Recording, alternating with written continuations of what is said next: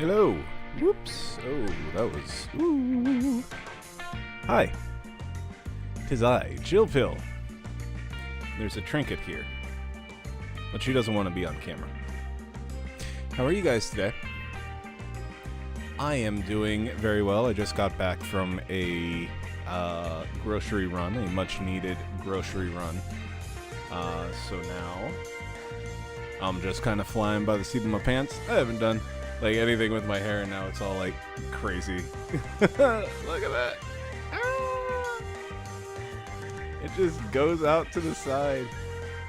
That's crazy. My head now has a 90-degree angle. And now it doesn't. Now it's flat.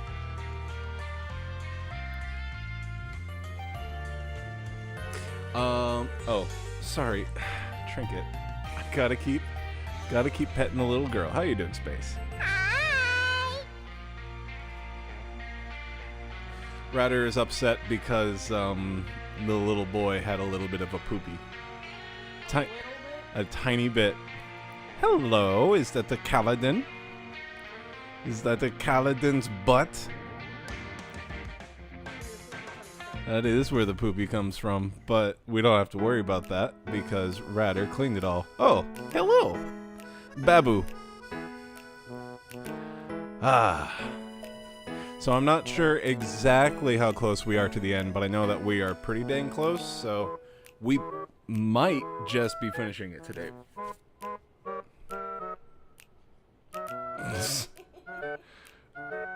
That is little Kaladin. He is losing his hair. He's got a big old bald spot on the side of his head now. Yeah, he's losing his hair. The other side doesn't. No, because he doesn't like to sleep on that side. He's getting so big. Yeah, he's not even 3 months yet. You believe that? Look at this boy.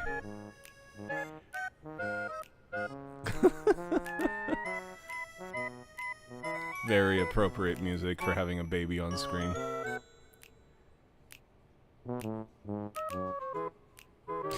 Alright, let's get back to it. It's gonna be crawling the walls before you know it. Oh yeah. Pretty much. Pretty much. And we are not prepared mentally for that. We have the necessary items to make sure that he doesn't, like, fall down the stairs and whatnot, but he's only 2.5 months. What the fuck? Like, slow down, kid. Enjoy babyhood for a second.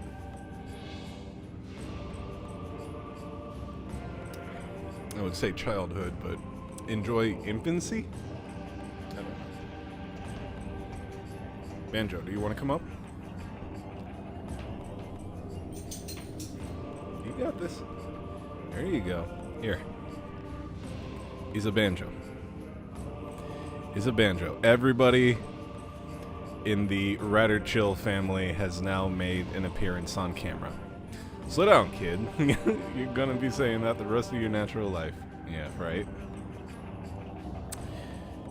Oh, everybody has to be on camera because everybody except for Chill is just the cutest damn thing in the house.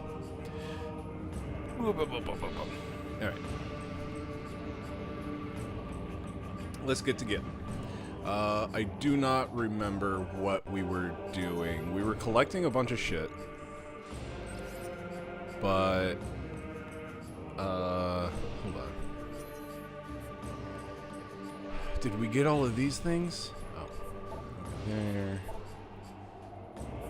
No. We do have this. Wait. Connected hidden fuel pumping station. Oh, no. That's one that I think we can find around here. If I remember correctly. I think it's... Wait.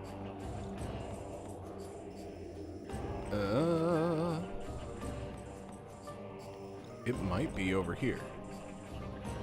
But I don't remember how exactly to get into that spot.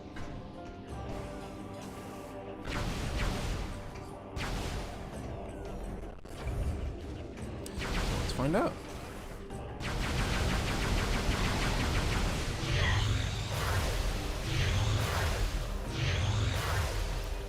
So I was thinking about it, and Ryder was asking if I was going to go right back to Phoenix Wright after this game. And I think actually, because I've played Metroid Dread relatively recently, so I'm familiar with it and everything, and it's fresh in my mind, I think I might actually just want to go straight into that, because I feel like I can knock it out in, like, two or three streams. And then spend all the time with Phoenix Wright, a game that I have never played, so I have no idea, like, how long it'll actually take me. I think I'm gonna do that. Besides, Metroid Dread is literally the last... Would you just open your mouth, thank you. Literally the last Metroid game that I was planning on playing until Prime 4 comes out. Okay.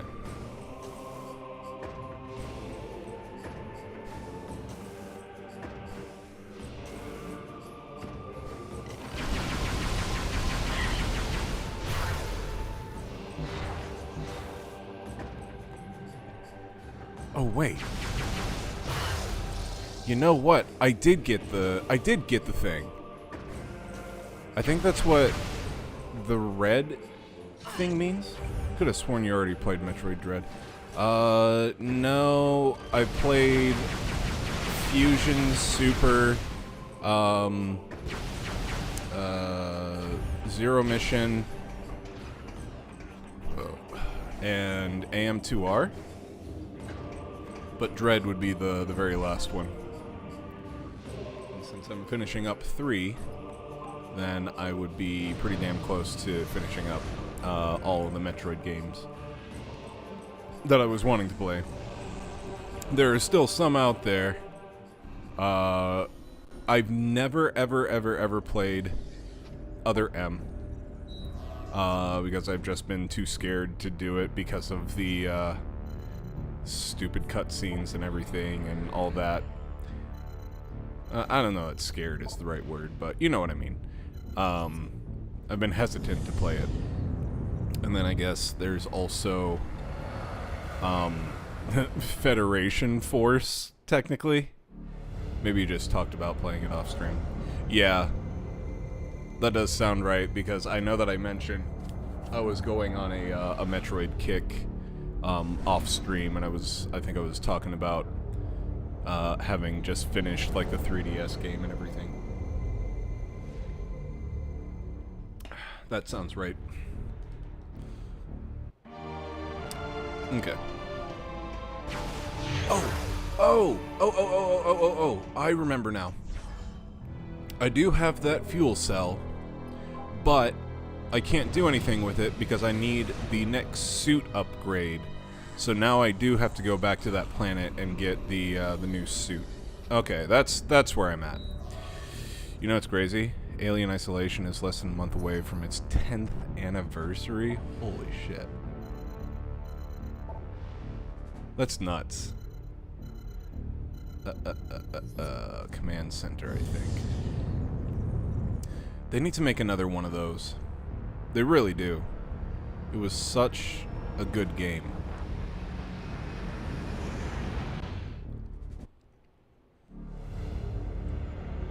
Tenth anniversary, really.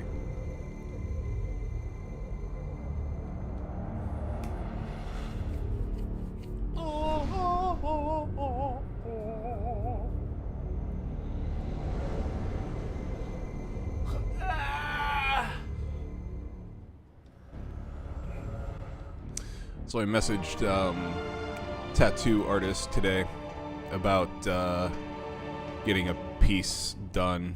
What I'm looking to do is a Twilight Princess Zelda in the style of like pinup or whatever.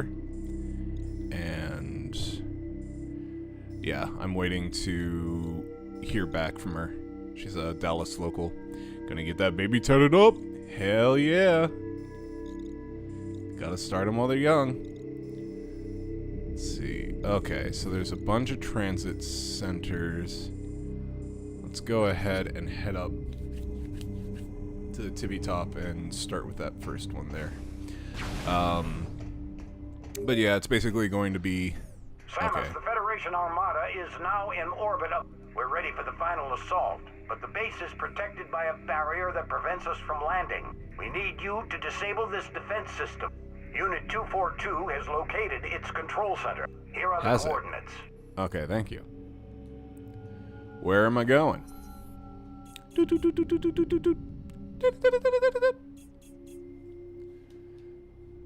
Disable the defense system. I don't believe I am ready for that. But thank you for the suggestion. I don't believe I will go that route just yet. There should be people in Samus headset. There should not be people in Samus headset. It's just headset. Yeah, I agree. Like, they should be speaking via, like, just communications in other means. Like, face-to-face or whatever. But not... Uh-oh. Not like that. Let me in. Let me in. Okay, so... Guess let's interact with this. No, it's broken. Or is it? Yes, it is. Alright, so I can't fuck with that yet. Neat. Let's go up. Doot. La da da da do.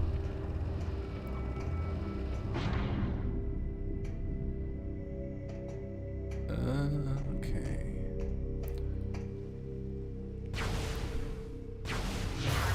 Shit, I don't think I can go this way.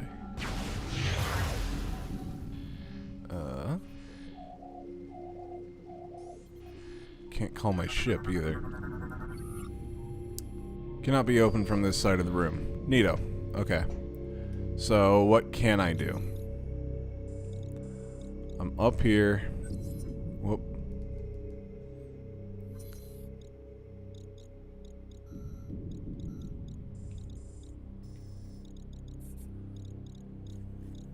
What makes Samus such a badass bitch is that she goes it alone. If she's just a soldier in some galactic military, that just makes her another generic super soldier trope. Yep. No different than Super Chief.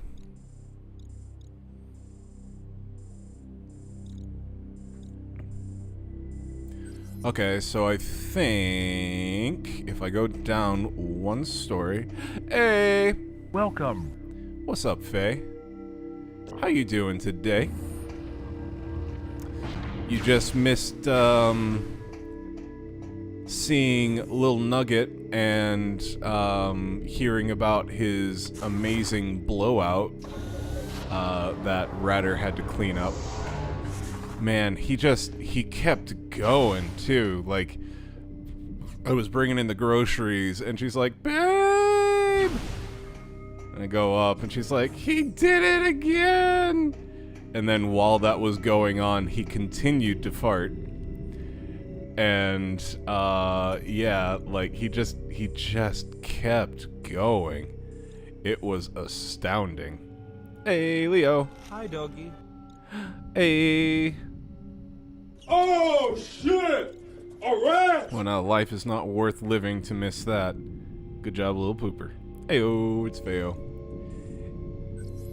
Faye-I. It's our own artificial intelligence, Faye.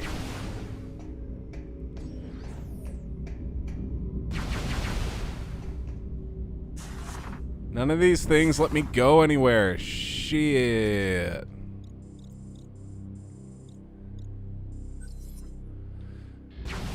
Okay, so I don't go here. And then this is closed off with a stupid little gate. And then... oh, wait. What's that? High-frequency beam weapons. Okay, so I don't have that beam. This is just completely bullshit. I can't do anything in here.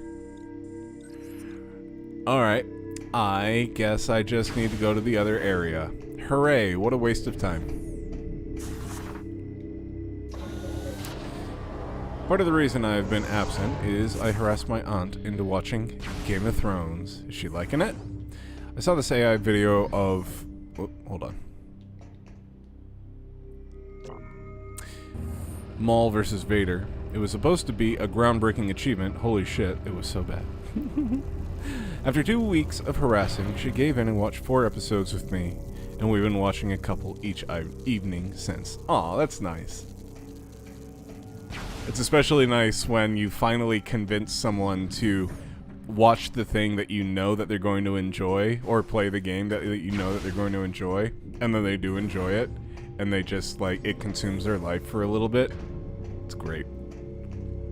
They keep releasing new AI models and promising it's going to change the world for real this time, and yet I'm still here doing the same job the same way, by hand. Oh, but AI Darth Maul! AI Darth Maul! Oh my god! It's AI Darth Maul! He is way better than the regular Darth Maul!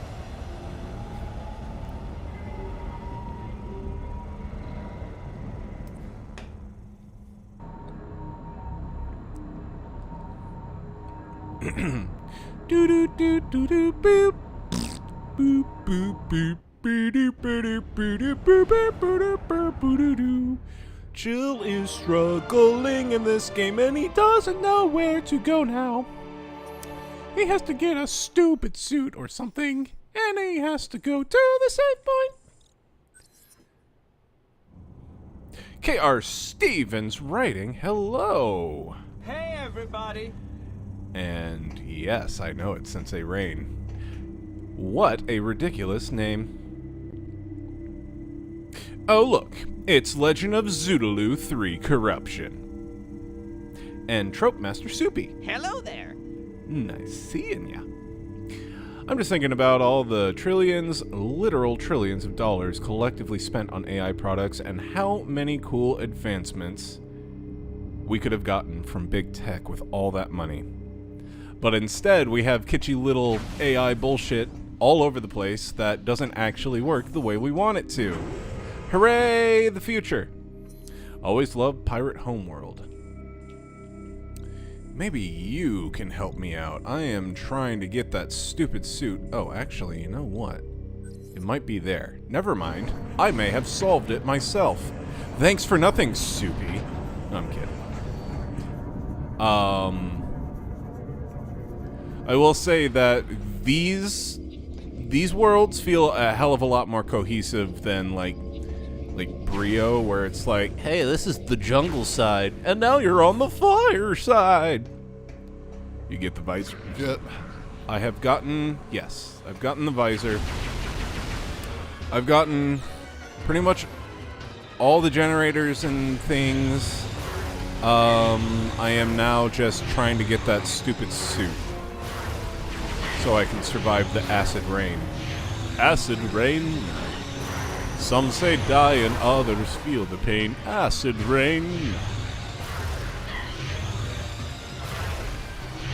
burns your skin until you feel no pain. Yeah, right, buddy? Let's go hyper mode! Where are you at?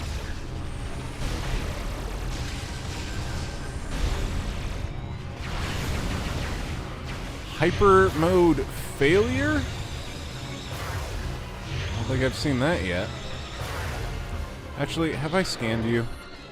I have scanned you. Alright, well. Whoops. Jesus Christ, I have forgotten. how to fire missiles. Wow, what? I guess I've been away from this for too long.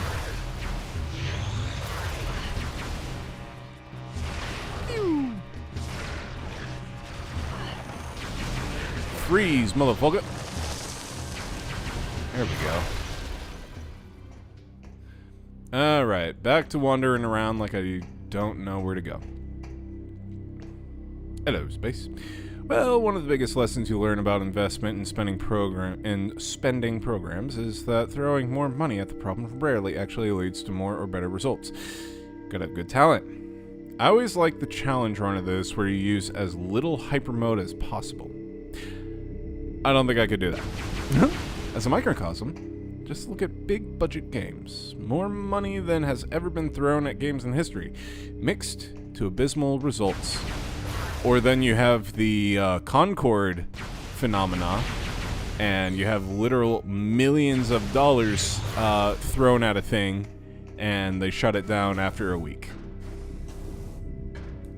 So many years spent on this thing, so many millions of dollars spent on this thing, shut it down. It blows my mind. Yep, nothing good was ever made what some dedicated worker didn't put blood, sweat, and tears into building. Said it once, I'll say it again. The only good thing that came out of Concord was the limited edition remote. That thing looks really cool, and that is pretty much the extent of what I like from the game. It felt like it just had an identity crisis. It wasn't sure what it was going to be, how it was going to set itself apart from other hero shooters. It was very evident. And here we are. They just shut their asses down. You actually played it? No. I didn't really have time to get into it. But then again, I'm not really huge into hero shooters to begin with, so there's that too.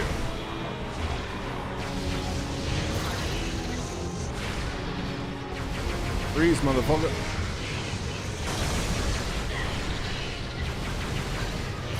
Would you... Okay. Oh, come on. You've never been able to follow me into other areas before. That's bullshit. This is bullshit. I'm fed up with this world. There we go.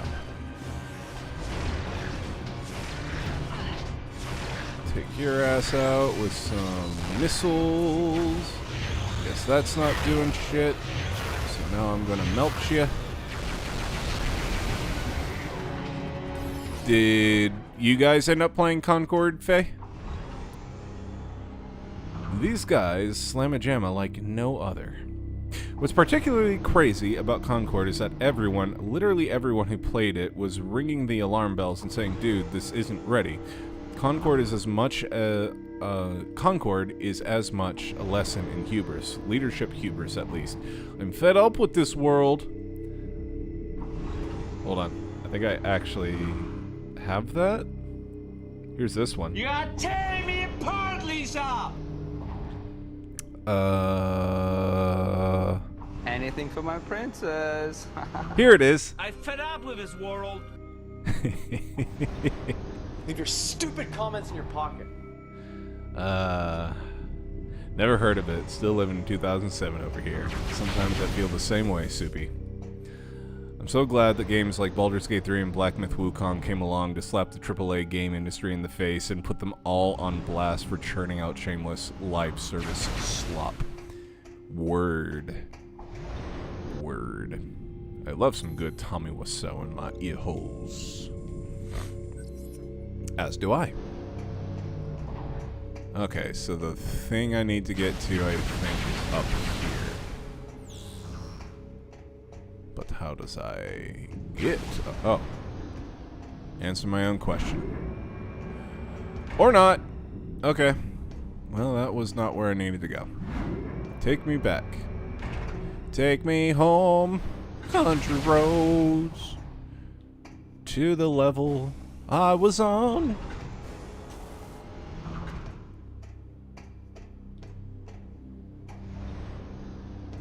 Or maybe I do? This map is kind of confusing. Maybe, okay. Maybe I do go down? Live service can be done well, but so many are cash grabs that there's no real content, and they all die hard. Yep. Essentially.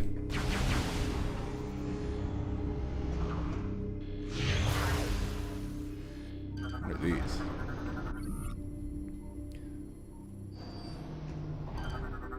It's the Metroids. It's Metroid eggs. Here it is. And a pew! And then we go down here. Yay! I figured it out. I'm so clever. I'm so good at video games. Blow this up. Hope that this takes me to the other side of the acid rain bullshit. Wait.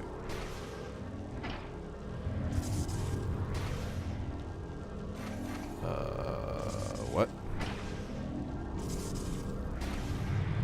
Oh, does it need me to go hyper mode?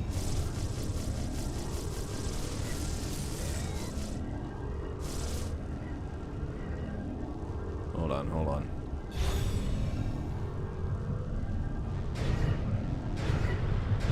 Oh, I guess not.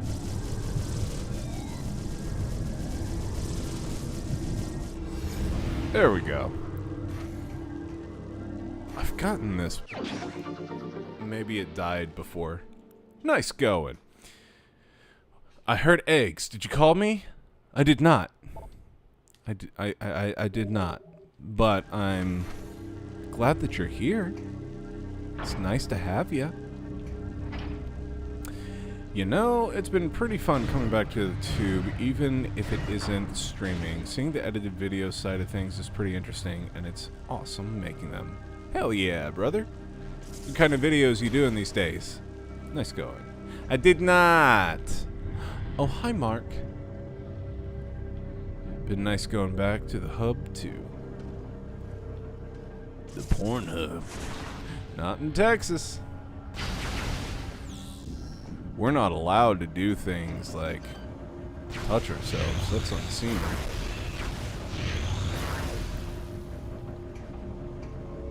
Idle hands. Devil's plaything. Okay. What the fuck? Okay.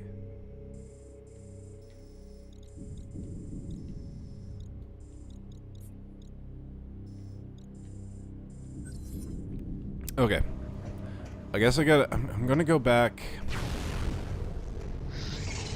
to where the acid shield is and hope that, like, something different happens, but I didn't see a way to get the stupid thing.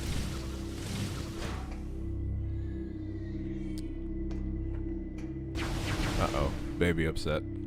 Missile expansion. That's a whole sub-genre on certain corners of the internet. Oh, boy. How dare you have unsavory whimsy going on in your head down here in the great state of Texas? What the hell's wrong with you, boy? VPN's going crazy. Right? It's like, it's the most out-of-touch bullshit.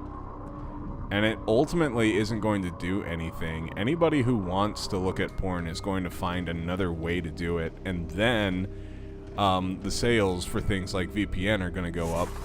Oh, you know what? Maybe what it is government is backing VPNs, and this is their way of getting more money out of it. I think I just cracked it.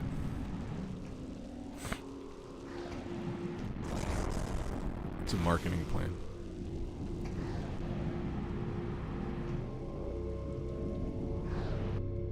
Is this?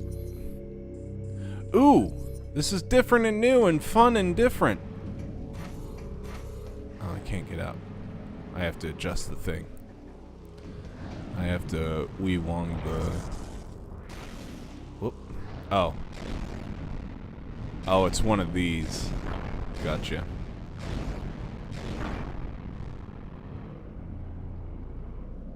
And that sits like that, maybe?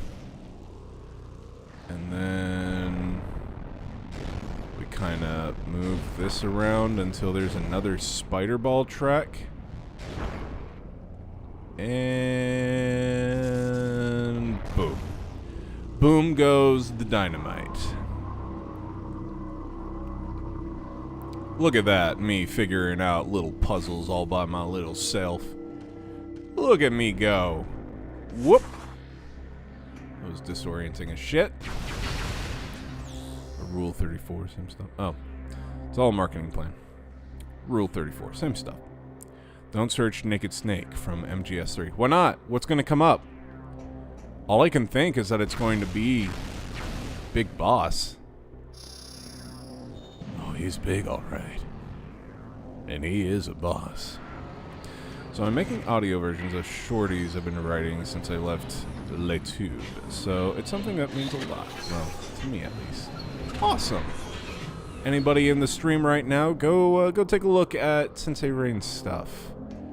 Or should I call you KR?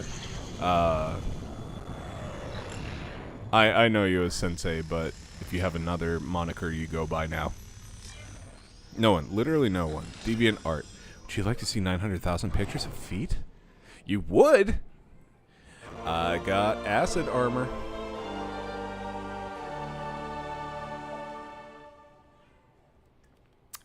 Capable of withstanding hazardous environments. Able to fuel safely. Able to move safely through acid rain and fuel gel. Neato. Soulsborne fans too. I got the special ending. Nice. Not so nice. I've scanned you before, right? No? Ooh, you're new. Assault arrow.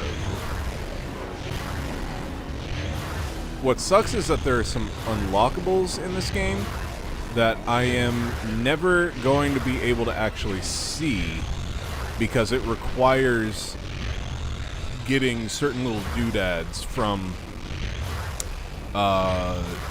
communicating with other players that play this game.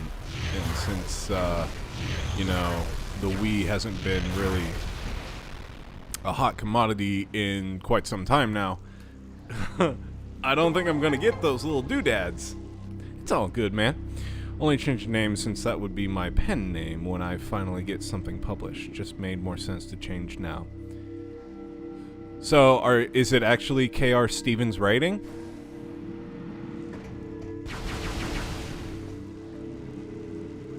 What does this do?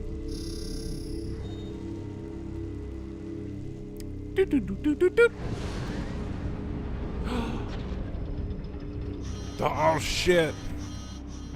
Oh, really? Sound the alarm like a little bitch. Look at you go. Look at you go. Aren't you just a special so-and-so? Have I scanned your special so-and-so ass? I have. Unlucky for you, I've got fucking missiles and health for days. So let's go ahead and phase on your ass. Hyper mode failure. Thank you, buddy.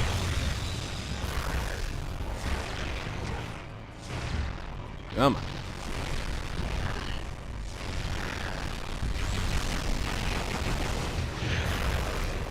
And melt them. And then, there we go. And then, come on. You can't kill me. I have too much health. You may as well just lay down. There you go.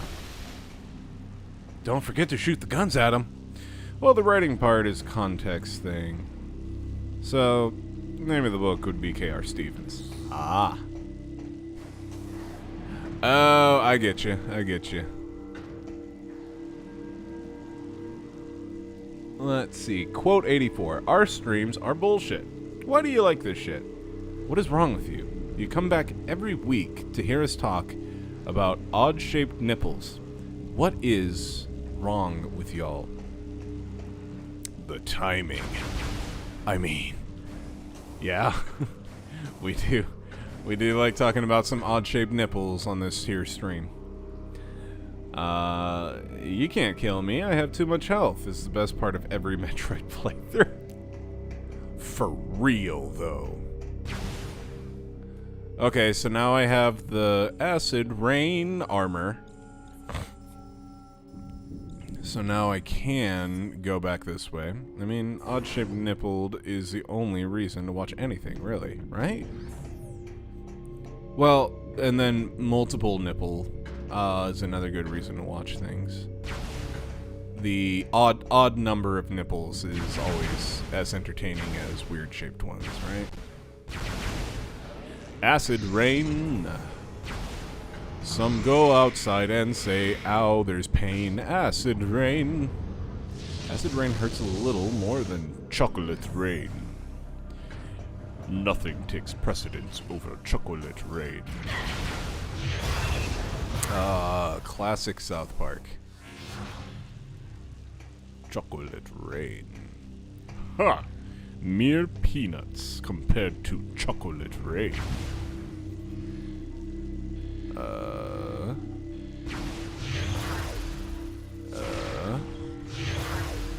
No? Okay.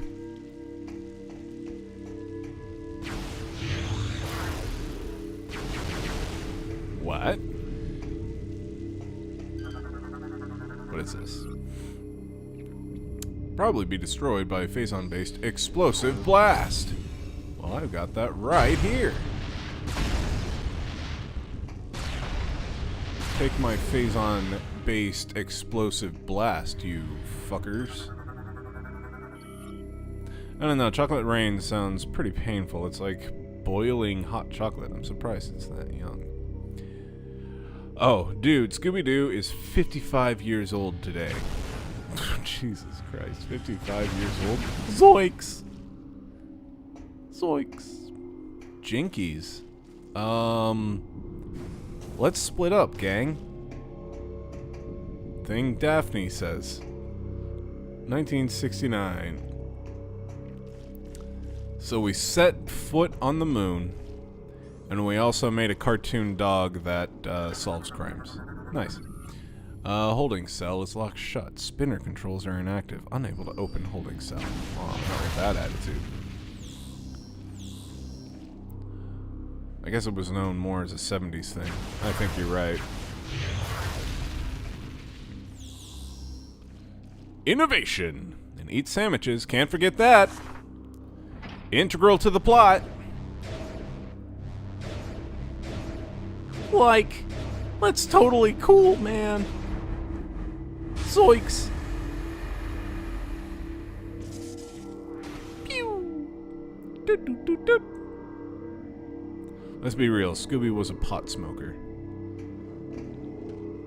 I would say he probably ate funny brownies. I don't think he would have smoked pot. Dogs can't smoke pot, but they can eat your hash brownies.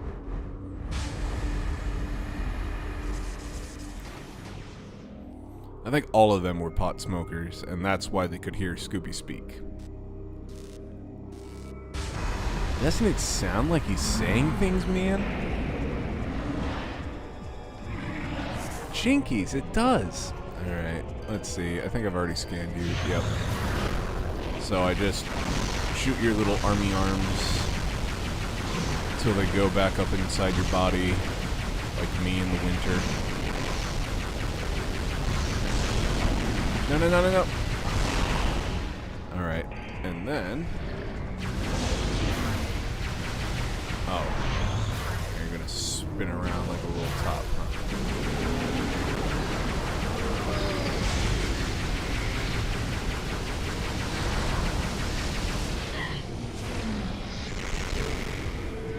There we go. And now we go. Rip! Rip it and rip it!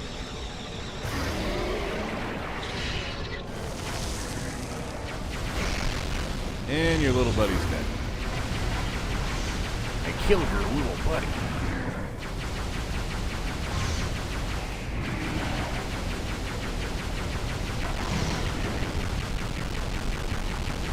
Oh, put him back up inside yet.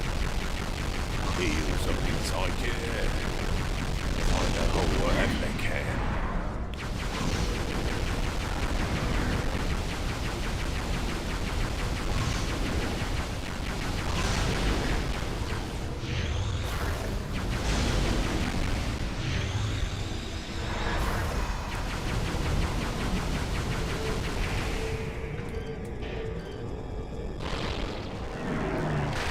There we go. Eels. Never liked Scooby-Doo. I like the later iterations of Scooby-Doo, but I didn't like the early days of Scooby-Doo. Like the ones where Scooby and Velma are dating. Those are fun. But like, wow, it was Old Man Jenkins from the steel mill the whole time. Those are boring as shit. But I would also make the argument that a lot of Hanna-Barbera cartoons were boring as shit. Are boring as shit. Weren't.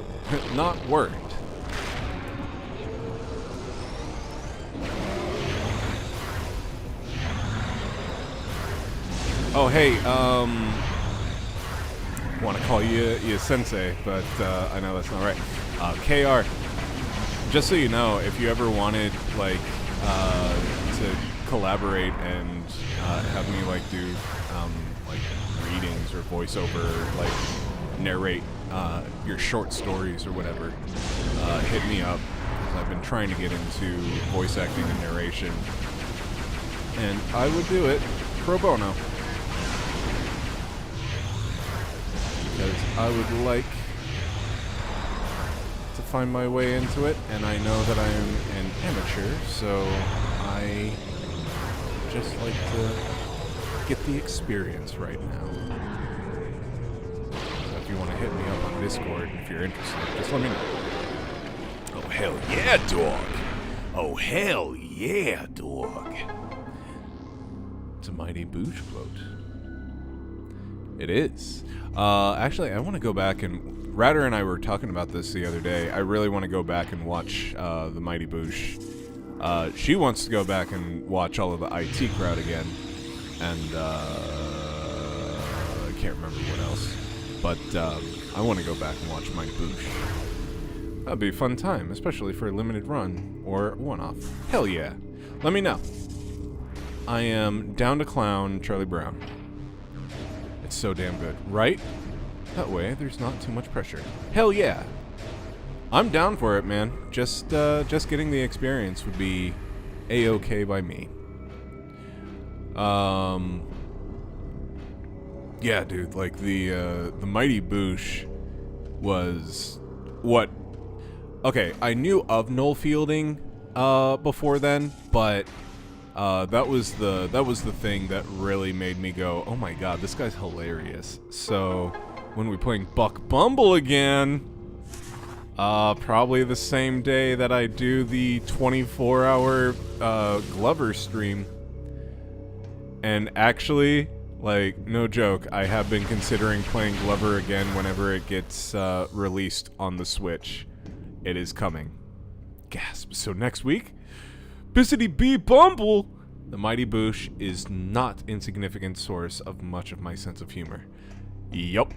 It's one of those things that's like, you think of British humor as like being smart and like quick-witted and stuff, but then you see things like the Mighty Boosh and it's like, it's still quick-witted, but it's like off-the-wall weird and like, the fuck is going on here kind of humor, but it's so funny. Oh my god. We all knew Chill couldn't stay away for long. Skeet and I joke that he had shrimp eyes all the time. Yeah, shrimp eyes. Tiny little eyes. Oh, Howard Moon.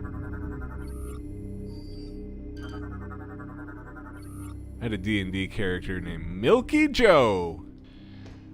What was the name of the kid in like the special council or whatever? And like one of the lines that I remember is it true, Dennis? Whatever. Have you become a vehicular menace running down everything in your path? Yes. And he's just like an 8-year-old. What kind of thing would you be interested in doing a reading of? Like, what do you normally reach out for to read? I find if you like the subject matter, etc., it lends to better reading work. I like spooky paranormal stuff. That's my favorite kind of read, but I can do pretty much like anything. I just have to have the mindset. I haven't done enough reading to be like, oh, that's my genre. I just know that I like fantasy and I like horror, suspense, stuff like that. But also, if you know my personality, you've known me for years, if there's something that you feel like would fit my style of talking, I guess, yeah, feel free to reach out. Craig? Let me find out. He does a good Edgeworth. Phoenix. That's right. Miles Edgeworth. Yeah, speaking of Mighty Boosh, I think that's another one of their characters. Kirk! Is it true, Kirk? Have you become a vehicular menace running down all in your path? Yes. Oh, I also love Noel Fielding's little squid head thing. This is an outrage! Oh. You've never been to the Crunch. You don't know anything about the Crunch. Oh, listen to this guy. Ming thinks he's been to the Crunch. No.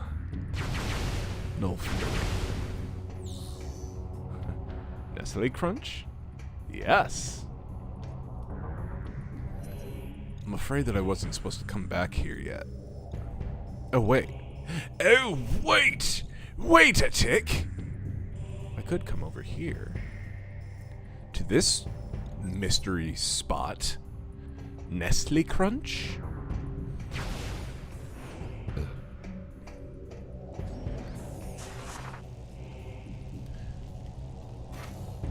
How many of you guys actually like Nestle Crunch? Like, really, really like? Like, if you had a variety of chocolate bars to choose from, like your Halloween, you know, trick-or-treating, and you get to a house and they have full bars, a bag full of full bars.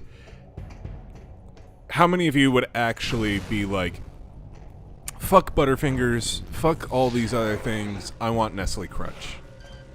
Because I have never been a die-hard Nestle Crunch dude. But if it was there, I wouldn't turn it down. Let me also ask, what are you guys' favorite chocolate bars? For me, I think my number one is Twix. Love me a good Twix bar. Might be a character in mind if you're interested. Hell yeah. Do me a favor. Check out the story I'm dropping Saturday. It's a sci-fi horror series that is told through the logs of the crew of a space mining ship as you try to find out what happens. Okay. Might be a character I have in mind if you're interested. I am most def interested. Nestle Crunch was never my thing, but I'd eat it. I would take a single Butterfinger bar over an entire bag of Nestle Crunch. Reese's is hands down my favorite candy. Oh, Ratter is saying Crunch is so good. I have to say things for her because she's currently holding Babby. I don't hate Nestle Crunch. Sometimes it's the best option. See, that's the thing. It's like it's an all right option, but given the opportunity to have something else, I think I would choose something else. Hold on. Why come this thing not going away? Suck it down. Crunch is fine, but it ain't a Butterfinger. Nobody better lay a finger on my Butterfinger. Oh, because I didn't keep on pulling. Okay. Reese's is beyond the goat. It is transcendent. Reese's Fast Break and Take 5 are even better. Reese's Take 5 is fucking amazing. If you've never had a Take 5, go out to the grocery store right fucking now.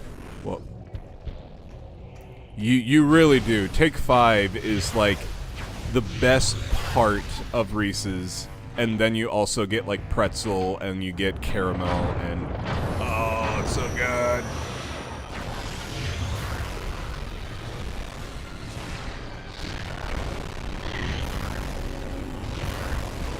Wait, gotta scan again. Oh, I haven't scanned you. What are you? Oh, thanks. That's helpful. It's entered hyper mode. So shall I. Fuck this bitch. I too will be hyper. And it's all over. Wait. I know I got that. It's all over now. There we go. It's all over. Okay, calm down. Jesus.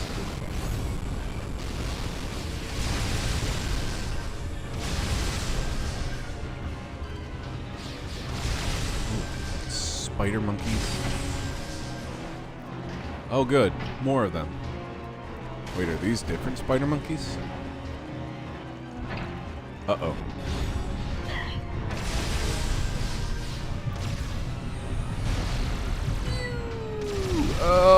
Gotta blast off the stuff so I can scan.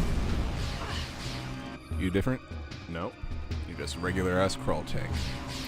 Can't believe I wasted it. Little crawl bitch. Take 5 is otherworldly. God wishes he had some. It's too decadent to go to reach the gates of heaven. You can only find it in the depths of hell because it's just that sinful and delicious and delectable. Alright. Let's see what we unlocked here. Now let's see what we done did unlocked here. What the hell is going on? Oh god! Well, Samus just got liquefied. Where the hell am I? What the hell is even this? What the hell is even that? Oh, I'm here.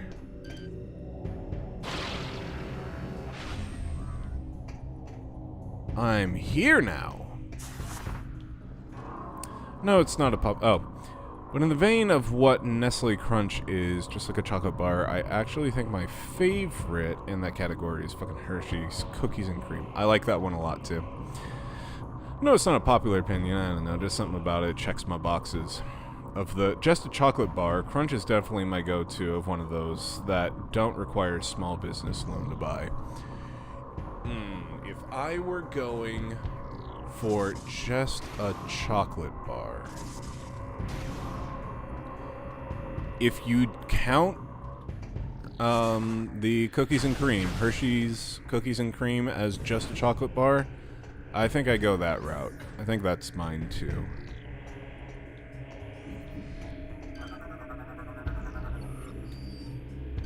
Activated! Where is this gonna take me? Oh yeah, I'm not counting the fucking gourmet chocolate section. I'm talking about the checkout aisle bullshit. Yep. You know what I tried once that I regret trying? I actually tried one of the Mr. Beast bars. It was dog shit.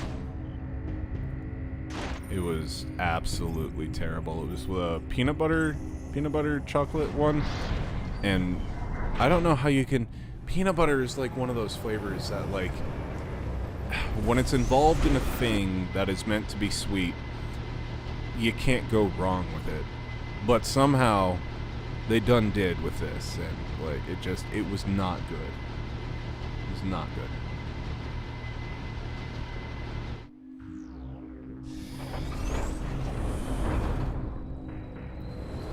Alright, so where did this take me? Mr. Beast, anything is dog shit.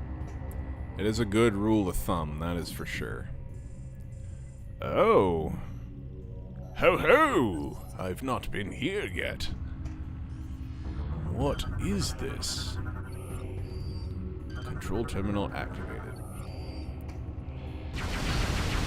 What ho? And I thought that before all the recent scandals. Yep. I wouldn't say that I was a Mr. Beast hater, but I never saw his appeal. Like, I knew there had to be something going on when he's literally just throwing money at shit and, like, just to, like, make a video, and then he's also, like, literally putting people through, like, jigsaw level contraptions to make, like, 100K.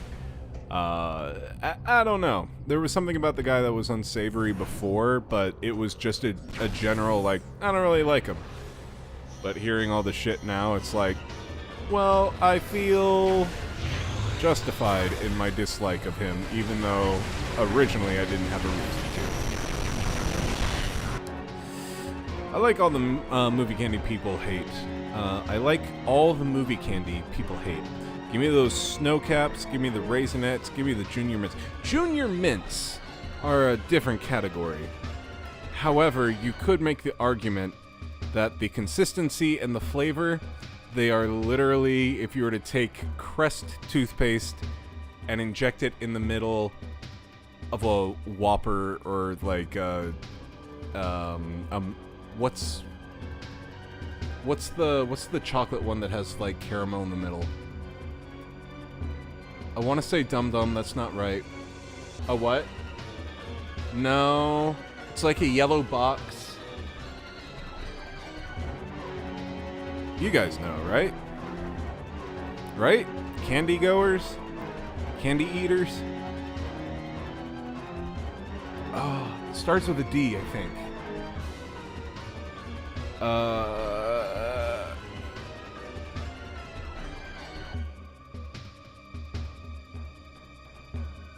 Hold on.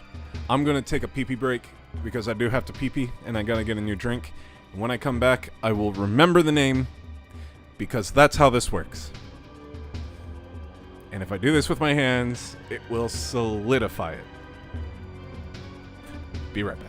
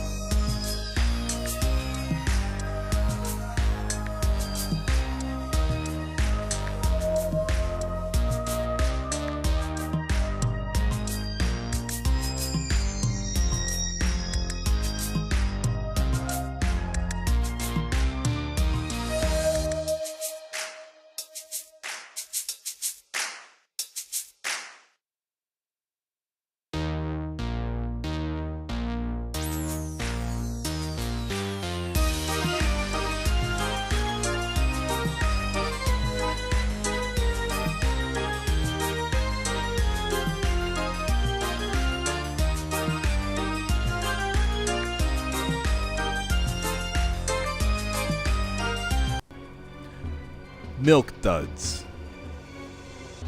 That's what it is. That's what I'm talking about. Junior mints are like if you were to suck out the caramel of Milk duds and inject Crest toothpaste. I want to eat that. Milk duds. Oh, Lord. Oh, you know what else I was thinking of? Speaking of candy that you only eat at the theater and, like, nowhere else. I was watching a streamer today, and she mentioned how she loves Dots. Like, the chewy candy. And I don't know about you guys, but Dots kind of fall in the category of, these are too chewy. Like, I feel like whenever I eat them, it's going to suck out a filling. I don't know. I'm not a big fan of Dots. Now, if we're talking the Dippin' variety, Dippin' Dots are really good. Sorry, I'm killing aliens over here. Man, my brother loves Dots. Therefore, they suck. Buttered popcorn Jelly Bellies are delish. More like D-list. Ha Yay, joke button. It favors me again this day.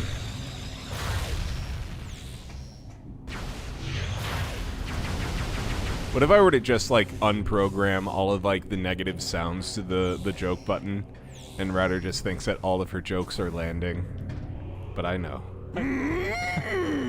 Funny joke! ha! Okay, we do have negative sounds. We have a spiritual connection when it comes to candy.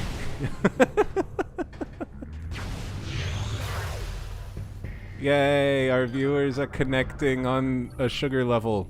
Numerous fractures detected indicate they are ready to be mined away. Can I explodicate them? No? Okay. We know what's good. What's good?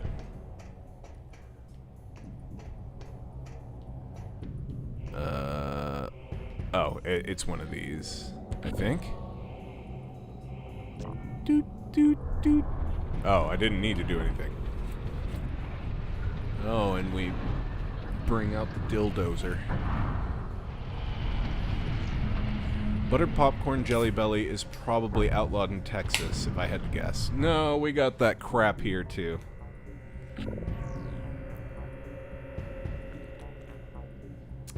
Or are you saying that you actually like it? Drill here. Drill, baby, drill. I would move.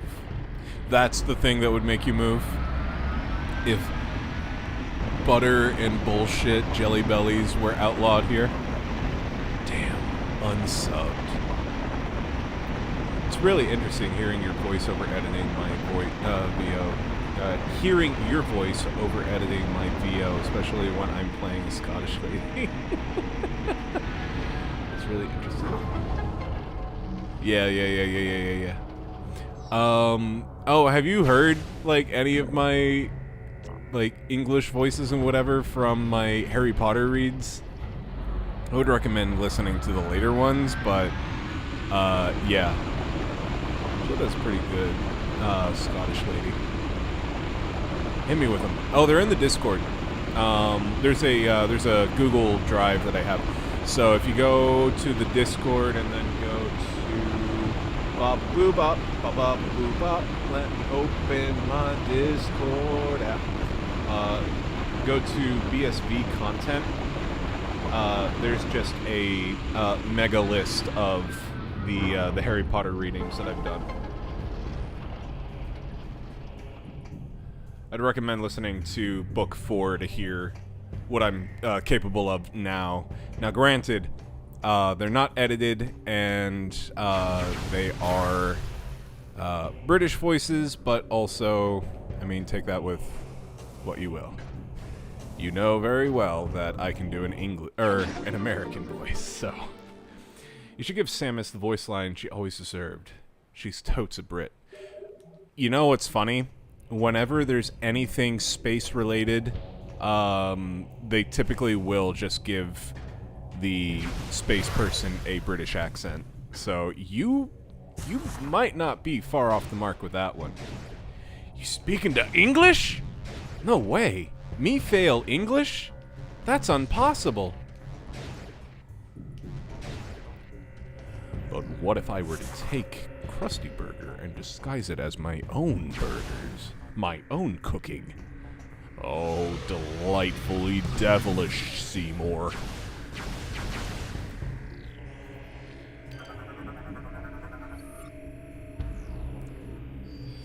Ripped apart if it had enough force. Okay, just...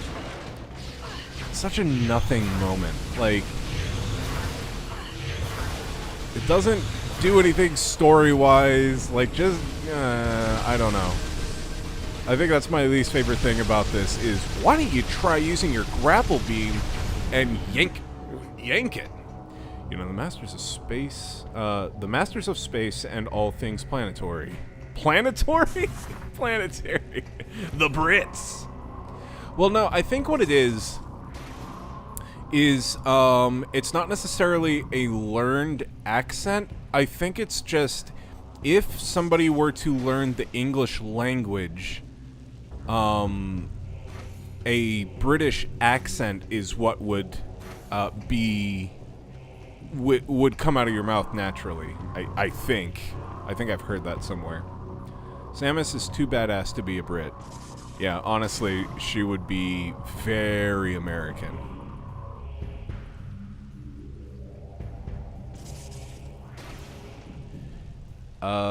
Makes me think of that Korean English class recording, I want cock. Give me cock. But you know, doesn't sound like Coke. How in the fuck do you get the idea that the British accent would be natural? I don't know. I heard it. I think I heard it somewhere. Oh, I gotta do this. It's the most rehearsed accent in the world.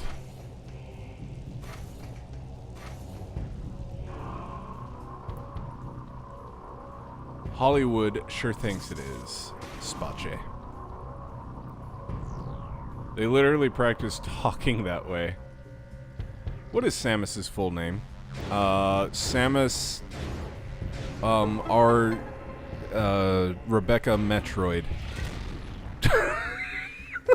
SRM. Samus Rebecca Metroid. She should just go by Becky. Becky Troid.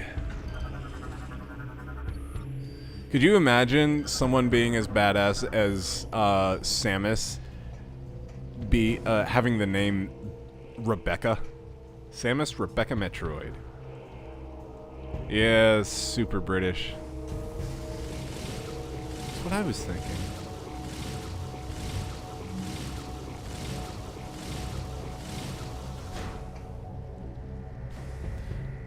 Hey there, I'm Samus Rebecca Troid, and welcome to Jackass. Today we strapped a bunch of firecrackers to Wrigley's tail. And Steve-O is here. The hell is this thing? Let me guess. I grab this thing.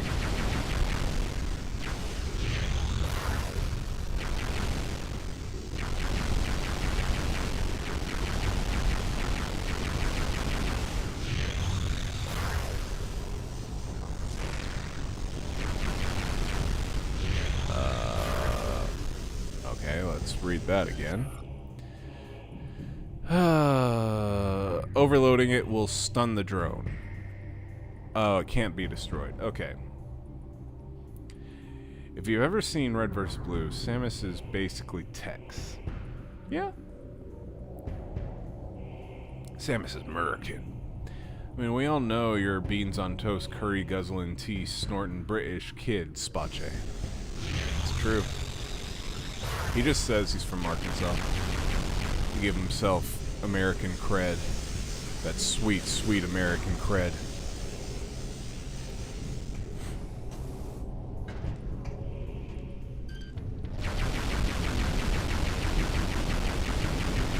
Overload it!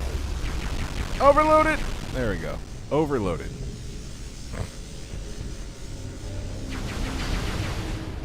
Arkansas is code for space. It's just code for space.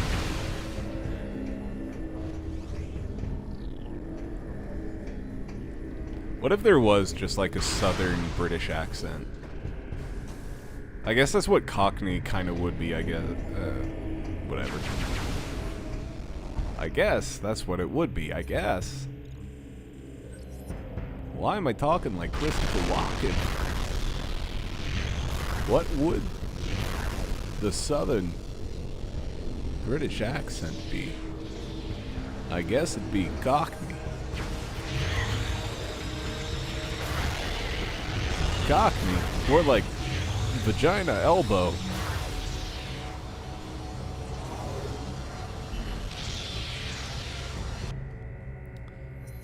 Southern accent equivalent over there is Yorkshire.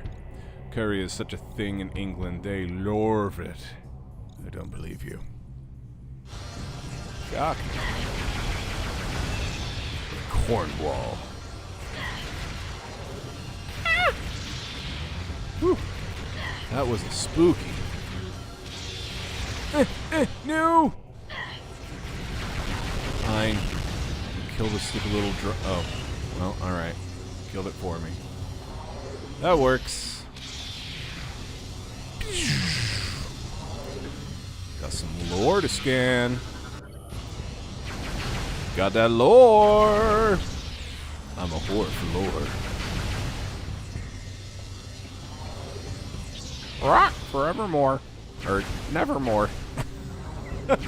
That's kind of the opposite of nevermore, actually. It's a thing! Ooh, it's a thing. I can't wait. Can't wait to put that in my person and see what happens. Gimme. Gimme! What is it? Mining cannon, cut phazon. Ooh, it's a phazon beam. It's a phazon beam, gimme! The Nova Beam. The Queen has a vindaloo that she absolutely adored that she apparently requested more than any other dish later in life. She had to have it at least once a week. Brits hate flavor. It's true. When Ratter and I went to England, we had some... I honestly, it was probably some of my favorite food that we had over there was some Indian cuisine in London. Oh my god, the vindaloo pork that I had was hands down probably my favorite meal that we had over there the entire time. Say what you will about like food in England, it's kind of like America where if you avoid the actual American cuisine, there's some really, really good food to be had. I was finna say that. Told you, dog. Brits love Indian food more than the Japanese do. Now here's a question for you. Which curry would you guys prefer? Would you like Indian curry, Japanese curry, which I would still argue is different, or Thai curry? I love Thai curry. I love the coconut milk. And I love that it's more of like a soup than it is a, shit, fuck, am I right, boys? What up, Keyshawn? Hey, everybody. Thai curry is my go-to as well. I love a red Thai curry. But I gotta say, like, if I had a choice between Indian curry and Japanese curry, I think I would go Japanese curry. However, sometimes there's just like mix-ins with Indian curry that are just so fucking amazing, like the vindaloo style. It's so good. Any curry that doesn't burn my nutsack off and leads to be non-stop scream vomiting. I have never ever had an issue of vomiting, but I will say every single time that I've had curry, no matter what kind it is, I have had runny poops.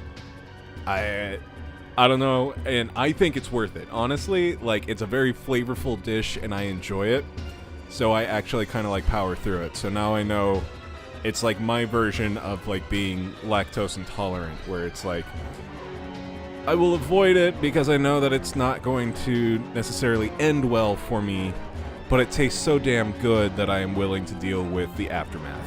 Pick your battles. Same with, like, authentic Mexican food. Yup. Damn right. Not Tex-Mex. Actual Mexican food.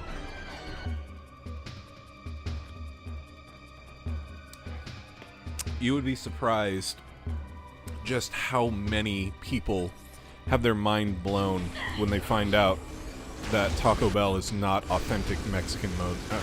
Mexican mode! Mexican food.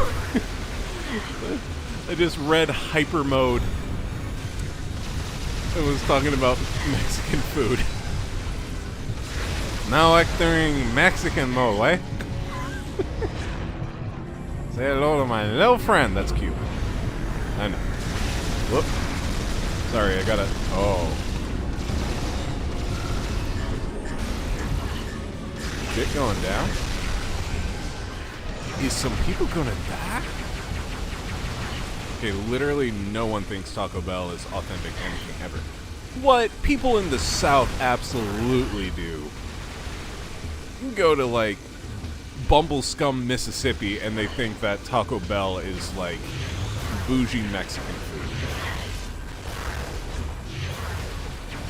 I accidentally had a bit of bell pepper the other day and literally lost my lunch breakfast and probably... Uh-oh. Oh! Same.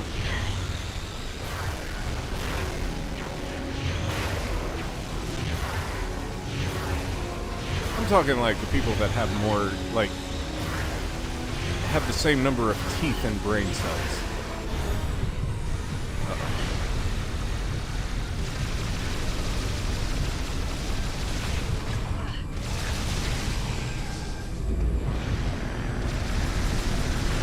Now I will ask this.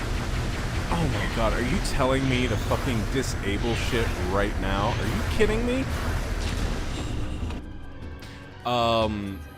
Has anybody eaten at Taco Bueno in the last fucking forever? Because I have not. And there's one actually really close to our house. But given the choice, I will still go to Taco Diarrhea than Taco Bueno. Bumblescoop. Anything spicy is an immediate death sentence for me. Spot shakers. Living in Arkansas, which is essentially West Mississippi. It's true. No one I have ever met has ever thought Taco Bell was anything like authentic Mexican food. Me. You go to Taco Bueno? Is it actually any good?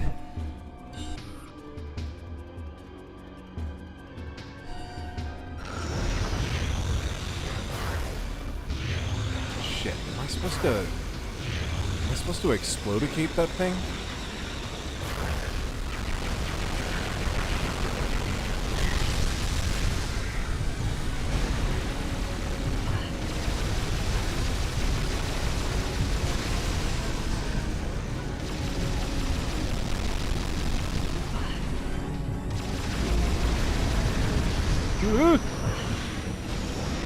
Oh wait, do I get sucked up into it and like that's how I defeat it?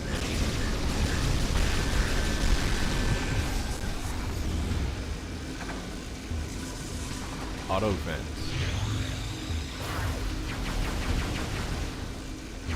Wait. What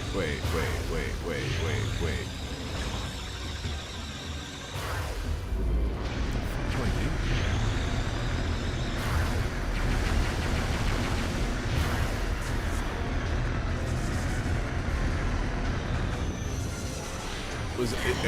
Am I supposed to do that? Am I wrong?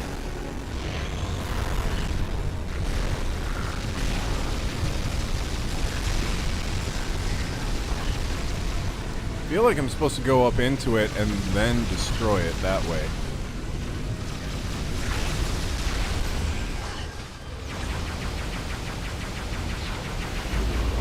Melt, bitch!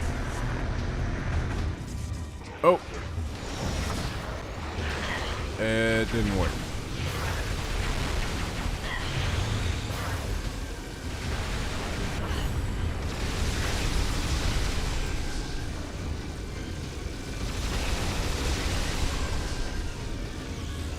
I think maybe I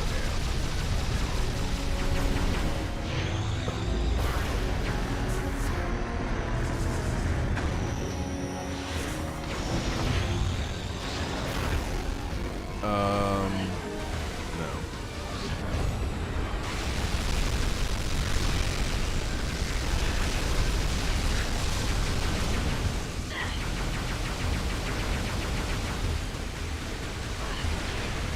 Oh, what if I shoot missiles into that thing?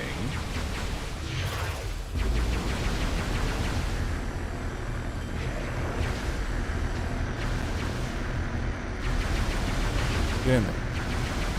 Go. Oh, that's how I do it. There we go, making progress.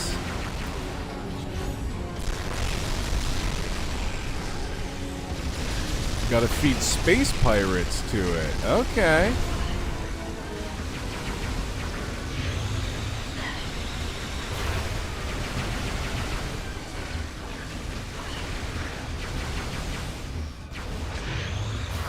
Your ass is gonna get fed to the vacuum cleaner next. Yeah. Get your ass up there. It's your turn.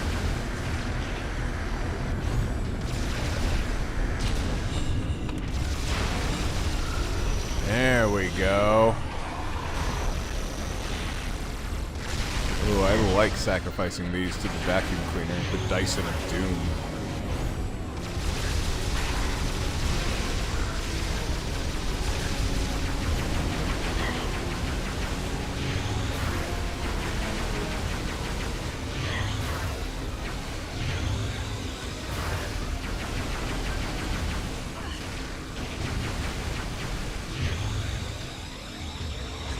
Turn into the Dyson of Doom. Ah, damn it. Damn it all, I turned him in. Ah, damn. First one to die loses. Okay. Turn off. Turn off, please. Thank you. Give me more boys to fuck up.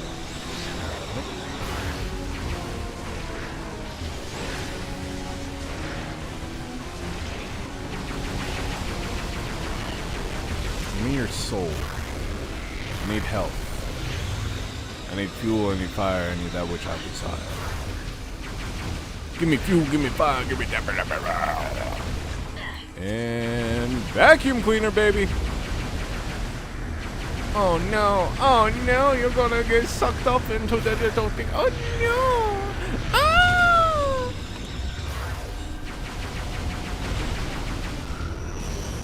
Oh no, it overflows with the blood of the space pirates. Oh, it's sad, but I got a new beam, so fuck them. Give me all your health juice. Give me all that health juice. I got my health juice beam going. Yeah. Health juice. Hey, beam, baby. Beam, baby.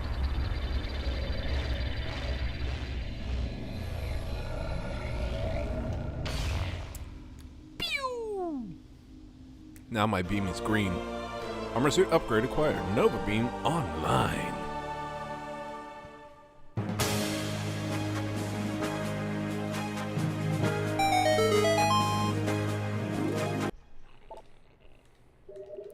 I got that Nova beam. And it go pew. Wait. I thought it was supposed to tear through this shit. Phase eye door, power nodes behind door must be activated to restore terminal power. Wait, but I thought that this beam... Do I have to do this?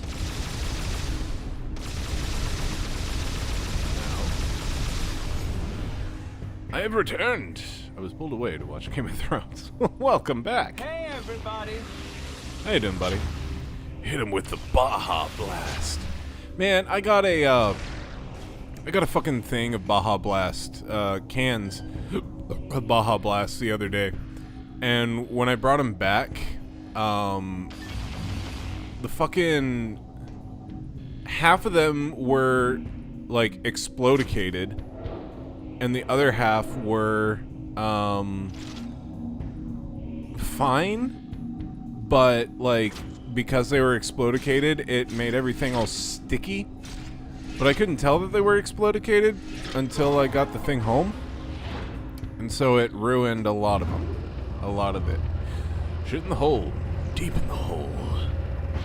Hit him with a Baja Blast. Let's see. We go pew. And then we go chunk. Ka-chunk. Ka-chunk. And the Baja Blast really blasted. Say what you will about pretty much anything on the Taco Bell menu, Baja Blast is still like one of the best flavors of Mountain Dew ever. Ever. I will die on that hill. I am not a fan of regular Mountain Dew, but god damn it, they do some fun, different flavors, and I like it. Baja Blast was the start of that, and I am a huge fan. Missiles! Yay! Missile expansion acquired. Ah! Ah! No! The hell are those?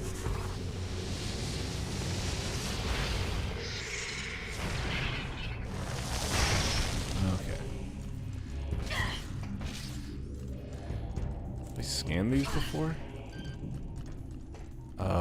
No. This? This? Scan this?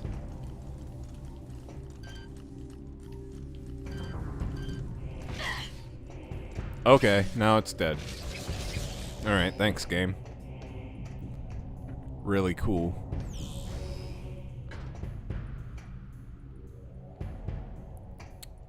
Did-it-do. Man, it's hard to find a Taco Bell up here. Most of the time it's merged with a KFC. It's hard to miss them down here. Yeah, fucking right.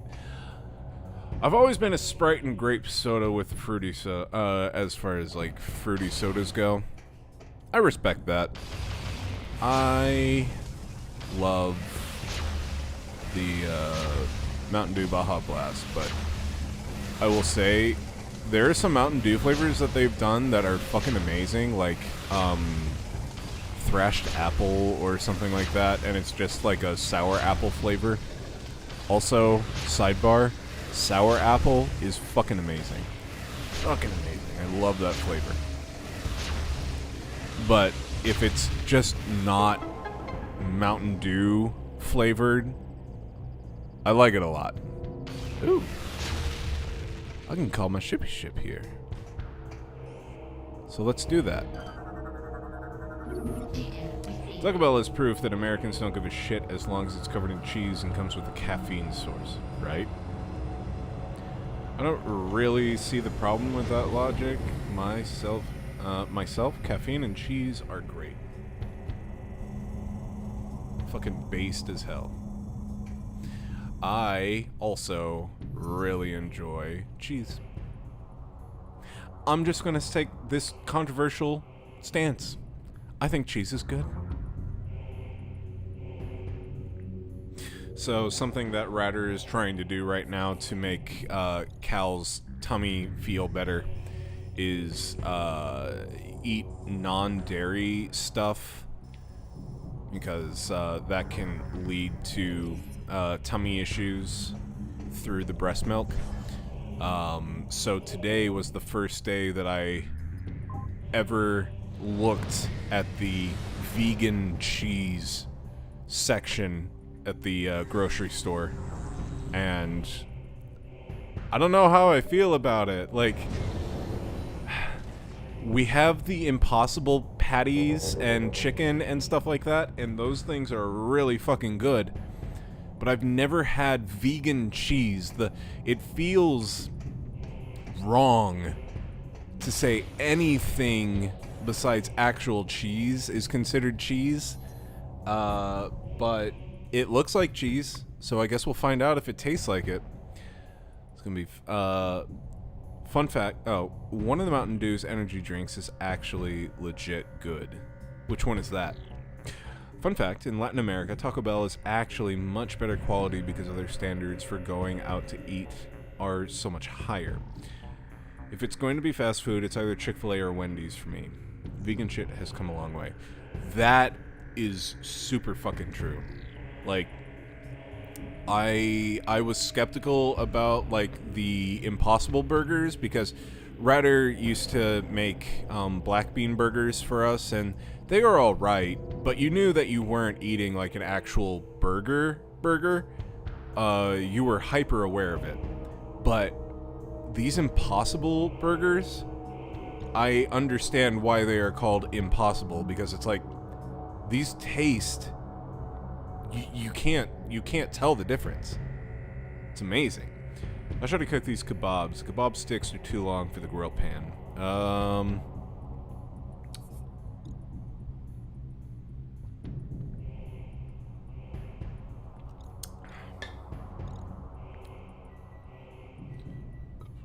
Well, they're not going to have grill lines, but I would suggest putting them on a cookie sheet and putting them in the oven, I guess. You can tell the difference, but it's not as obvious and is passable. Hey, look into A2 milk cheese. It's something my wife has to do. She thought she was lactose intolerant, then she had A2 milk cheese. No reaction whatsoever. Really? What is A2 milk cheese? I've never heard of that before.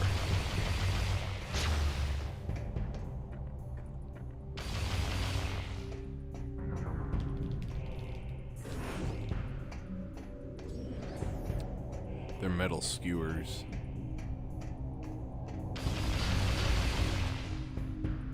I don't know. I honestly do not know.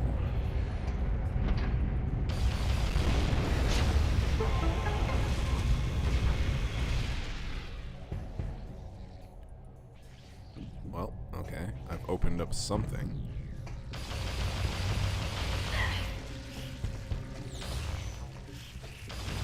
I would say put them in the oven, but I don't know.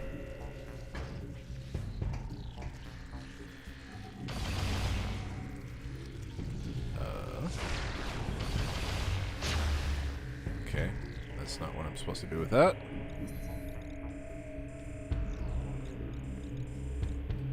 That seems to be a shortcut back. I guess I take the shortcut back. It's just gonna be a stir fry now. Honestly, sure. That works.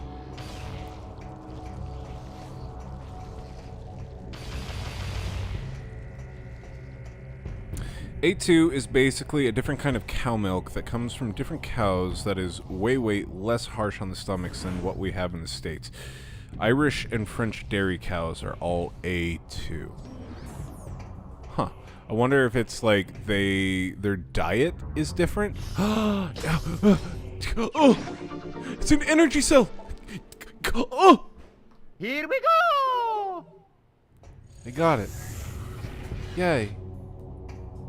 I'm happy. If you're happy and you know it, push a button. If you're happy and you know it, push a button.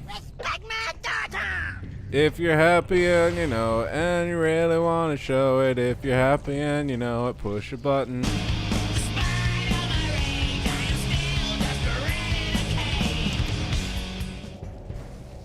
That works. I meant to push this again. Well done. But I pushed fail. I got smashing pumpkins. We need to check out the vegan mac and cheese boxes so we can do our grown-up din-dins again. Yeah, true. Could always do that.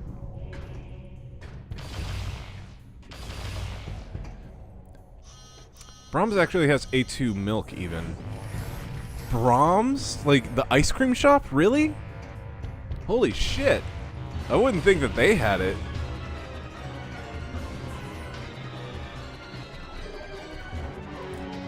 Correction, it's milk cheese. Casein is the protein that turns milk into cheese. All mammals have that naturally. I did not need to ask ChatGPT for it. I believe you. Makes sense to me. I love that mac and cheese is your grown-up din-dins. We know that it's... We're being completely tongue-in-cheek. We know that it's like a college student, like, I just need to eat something right now meal. Or, more correctly, I'm a kid and I just need something in my tummy. Cut up hot dogs, dinosaur nuggets, like, bullshit like that. But our quote-unquote adult, whatever, is, boxed mac and cheese, and it's not chicky nugs. It is always chicken strips, or what we call meaty strips. Okay, Ratter likes to have chicky nuggies. I think they call it Fresh Market. Really? Dino nuggets go hard. What'd you say? Oh, I'm sorry. Fingies. I misread it. It is chicken fingies. Fingies. Whee! Oh my god! Here we are. Do. Let's see what's behind door number 2. Yay, I've unlocked so much fun shit. Wait, I don't want to be in here. I think I unlocked a shortcut. Is that right? Oh no, that's where I need to be to go to endgame. Fuck endgame. I gotta go to the new area, the thing. Several other everyday groceries we need. Yeah, that grocery run was not complete, but it was also a ton of shit that we absolutely needed. But I was realizing coming back, oh, we need this, we need that. Something that we definitely need. We're out of rice. No, and I knew that we needed rice, but I forgot about it whenever I got to the store.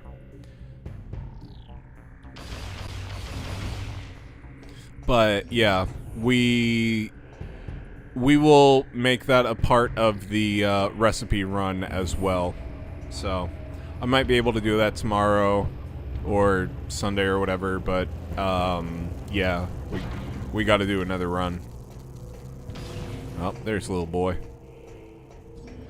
Little boy has things to say and bowels to move. He certainly does move them bowels. Our son farts like a 70-year-old man. I'm very proud and also scared to say. My mom was saying just like offhanded, yeah, all you guys on your dad's side have GI issues, and you also had a lot of gassiness when you were a baby. So this is just karma. And I guess I feel like some of it is karma, but also I know it's just genetics. But also, it's something to be aware of, because holy shit. I've got literal family members with like Crohn's and stuff like that, and so like, while we think these things are cute, it's also kind of a thing of like, god damn, I hope he doesn't have that. Jill, do you think your son can out-fart Michael Moore? The Michael Moore that tried to out-fart Peter Griffin, and they ended up having a dueling farts competition in the bathroom? Wonder if you had a cow milk sensitivity, but the formula options were far more limited back then. Honestly, yeah, in the 80s, it would have been the 80s that I would have had formula. It probably was a lot more limited. I mean, hell, back in when my sister was born in 85, instead of having like a D-tap vaccine that was like a combo whatever, she had literal, like, every single one of the components broken up, and because of that, and she had a reaction to pertussis, it is forever on her medical record that she has an allergy to the Tdap vaccine, even though, like, science has come a long way, and she probably wouldn't have a reaction to the thing because back in the day it was just one singular vaccine instead of a combo product. But I digress. Her primary care physician told her not to get the Tdap booster, and because of that she didn't get it, and so she had to mask up whenever she first met her nephew. But yeah, medical and health science has definitely come a long way since 1985, 1988, like whenever we were born.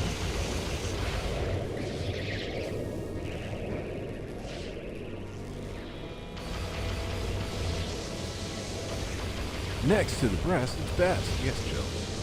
You got the reference. Okay.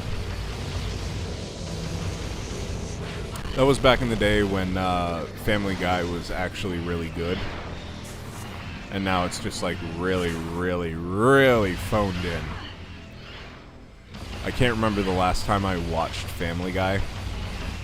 I feel like there's enough content now to where I could go back and just like watch wherever I finished off and have just like 12 seasons of content to sort through. But it's kind of like The Simpsons, where it's like, do I really want to actually do that though? It's not the same feel as it was back in the 2000s, you know? I used to love Family Guy. Like, fucking loved Family Guy. But like, there was a point where I just kind of fell off of it, and honestly, I became more of a American Dad fan, because American Dad was just better writing and just funnier overall. But yeah, like, I have not watched that shit in forever, and it probably would not hit the same.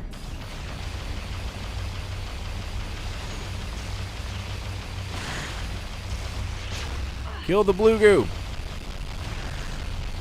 No. Kill the blue goo. There we go.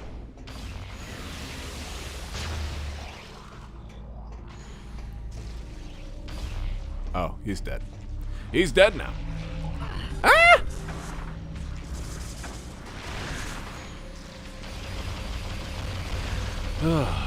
Is there a TV show like Family Guy that isn't just phoned in, sterilized slop these days? I mean, it's a very cynical take, but also I feel you. TV feels different than it did back in those days. I was talking about this earlier, but like 2000s TV, like in the peak of like reality TV shows, quote unquote reality TV shows, it just felt so mean-spirited. Like everything was sarcastic and everything was just hateful, and I don't know, there was something about 2000s TV shows that just, if you were to go back and watch it, it'd be like, wow, this is edgy as shit and stupid. Why do they even like mention that, you know? But now, instead of like outward hatred, it's now like dark humor, inward hatred. Like I hate myself instead of hating others. I don't know. 2000s TV was next level.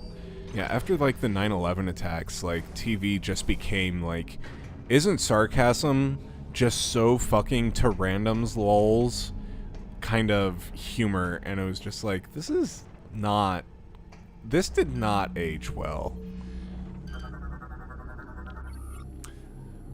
Best adult TV shows I can think of would be BoJack Horseman and Smiling Friends. Smiling Friends goes hard. Yeah, that sarcastic and hateful stuff makes me feel like Smiling Friends. The positivity makes me smile. It is a different era, and, but for real, do yourself a favor and just, like, go back and watch television that was around, like, 2000 to 2010, and just see how much the sentiment has changed over the years. It feels so weird. Like, we don't, TV is always stupid, but these days it's like everybody wants to say shit they know they can't say anymore, so they just read their fucking lines and draw a check, you know? Like, we don't even get good comedians anymore. People just walk on eggshells, like, what's the fucking point? Well, I mean, we're living in an era of cancel culture. So, of course, everybody's just, like, walking on eggshells. Because you can... Oh, another one of these guys? Really? You can't say anything that you want anymore because everything is remembered and put on social media, and people cancel you, and, like, you live and die by your fans. So now, if you say something that people consider racist towards a certain people, all of a sudden, those people try to cancel you and ruin your career. So now you have to castrate your style of humor because you don't want to lose your livelihood. And it just is that way. People have just gotten so used to, this offends me, so now I'm going to do everything in my power to make sure that their lives are a living hell, that everybody is afraid to just say what the mass majority of people think is, like, funny or true or whatever. And I don't know.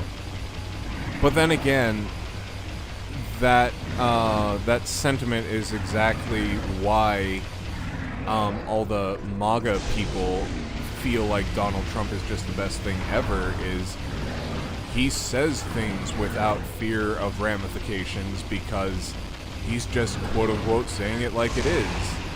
It's kind of hard to say the difference between what he is saying versus what this comedian is saying, you know?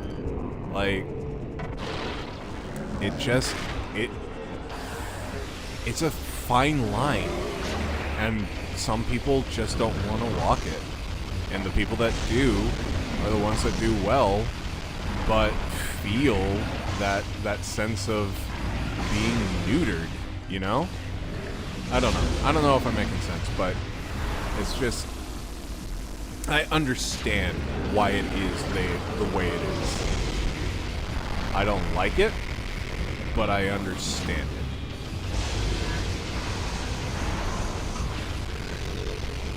And yeah, I don't really find a lot of new comedians all that funny because of that. It's like they try to appease certain audiences. Actually, yeah, I think I know what it is. They try to appease everybody, and by appeasing everybody, you appease nobody. So by being safe and like not stepping on people's toes, I think there is a fine line with that a lot of comedians and TV shows and movies and whatever try to walk, that they just fail super hard. I think making jokes at others' expense is a low blow. Things can be funny without making fun of someone's race, mental disabilities, whatever.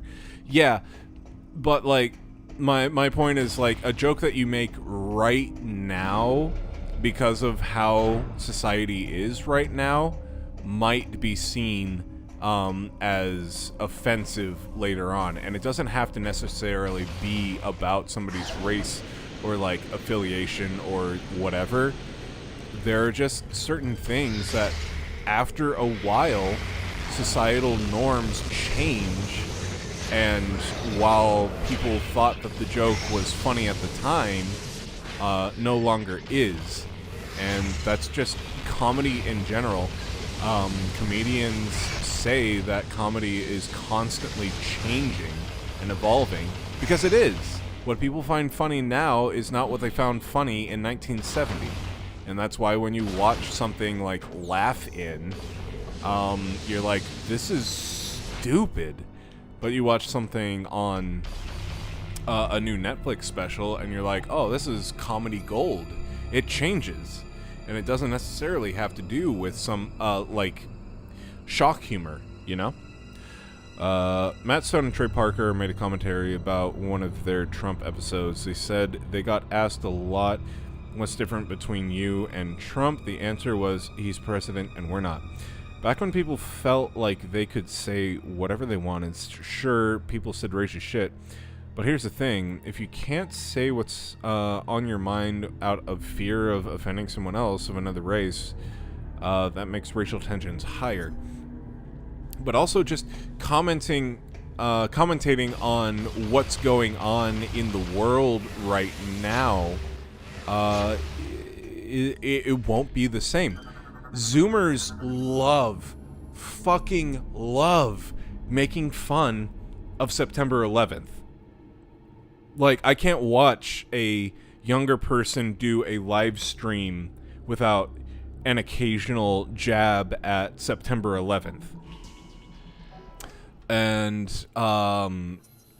as a millennial that has lived through the travesty that was September 11th, whenever I hear that stuff, it's like, oh, my brain knows that people dying is not funny.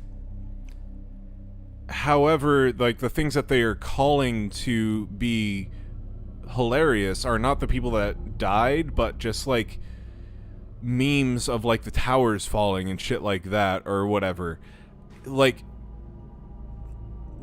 Gen Z and Gen Alpha think September 11th is funny because it didn't happen to them. They are a different generation, so their style of humor thinks that the travesty that was September 11th is funny now. But the problem is, they're not wrong. It is just a social norm now. It upsets a lot of people who lived through it, but they don't care because their circle of people, their generation, their whatever, think it's funny. So they continue to do it. And that's just how comedy evolves. Their shock humor of September 11th stuff would have been like something that shut down a comedian immediately in like the 2000s, 2010s. But now it's just like a, haha, September 11th joke. Oh, that's dark and edgy. That's like their dark and edgy bullshit. We had versions of that in the 2000s, 2010s. Like, hell, we even have versions of that now that, like, we know aren't funny, but are still, like, dark haha moments of, like, you know, Americans and school shootings and whatever. It's just like an inevitability, like, oh, you're not safe in America if you go to a public school. Like, we laugh because it's sad and true, and one of the ways that you deal with tragedy is by laughing. But the problem is, like, a thing like September 11th that, like, you were too young to actually be able to put into context is now, like, the butt end of your jokes. That's just how it evolved. However, they don't care about canceling celebrities from that were popular in the 90s, 2000s because they said racist shit back in their old comedy routines. They cancel them. Comedy is very difficult because it constantly evolves. It's like, think back in the day, how many movies centered around a white dude and a black dude cutting up, making racist jokes back and forth, and just made their bond stronger, like brotherhood. That's just how people are. I have several learning disabilities. I got bullied with hard R word. Nowadays, though, I find that word really funny when it's used on someone that is being a bad person, right? Like, the hard R word used to mean someone of mental deficiencies. And then it became a word synonymous with stupid or incredibly ludicrously stupid. And now it's gone back, it's like the pendulum has swung back, and it's like, you don't say that because it's belittling. But there are people that still think that it's funny, and then there are people that find it ironically funny. Comedy's hard, honestly. Like, I think that's the takeaway here, is like, because it's constantly evolving, what you think is funny now is not going to be funny in 30 years. And if you are making your living off of it, you have to constantly evolve with the times. And some people don't want to, and that's perfectly fine, but it's an inevitability.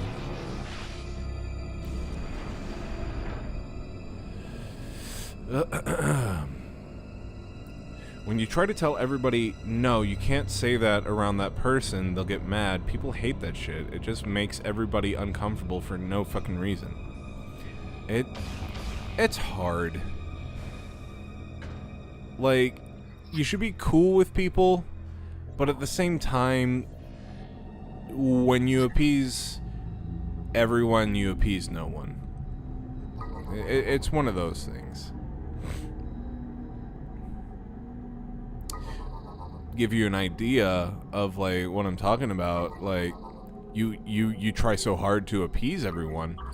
A lot of Hispanic people that I know found, like, Speedy Gonzalez hilarious, but people decided that it was racially insensitive, and that's why they got rid of the character altogether from the Looney Tunes universe. Even though the Hispanic community was like, oh my god, somebody that is actually representing our culture, this is fucking hilarious. The people that were supposedly supposed to be offended were like, oh, this is so funny. And now we will never see Speedy Gonzalez ever again. It evolves, but also certain people are the ones that dictate who actually gets to think things are funny. Where do I go to find this code I just got?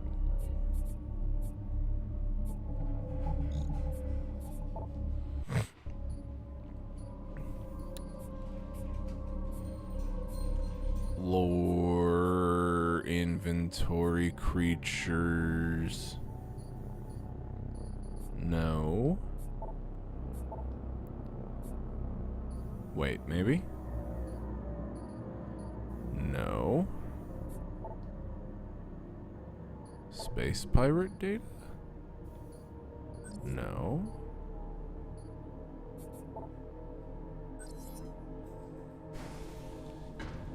Hold on. Maybe I go back and scan it again?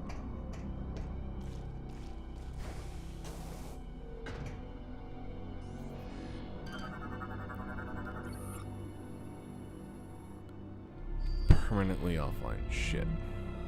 Hold on. Let me take a look at this. Take the Speedy Gonzalez thing. Why the fuck did anybody get offended? Literally nobody except a bunch of grown-ass white people sat around looking for reasons to be offended. That's all that was. And would you want to be around people like that in real life? Probably not. Say fuck them. Like, enjoy the stuff you enjoy. And if it's not something you enjoy, if it isn't actively hurting people, don't try to cancel bullshit that doesn't actually hurt people. I don't know.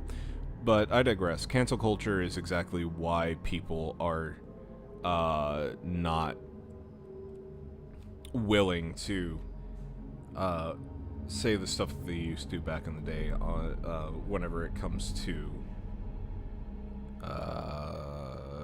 their comedy routines. 182. 182. What page is this? 186, 84, 82. Okay. Enter the control room. With the power restored and new consoles lowered, activate your X-ray visor. Leviathan code. While it's currently unclear what the code means, later on it will allow the Galactic Federation and Samus to return to the tide against Dark Samus. Allow the Galactic Federation and Samus to turn the tide against Dark Samus to the face-on corruption plaguing the way. Your work here is complete. Scan the terminal in the control room to download the Anhurt accident lore, then return to the docking bay. What about this number pad, though? What does this number pad do?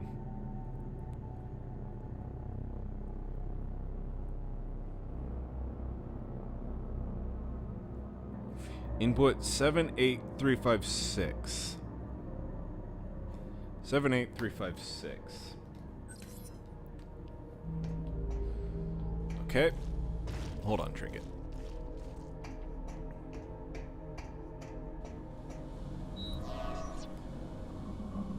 Seven, 8, 3.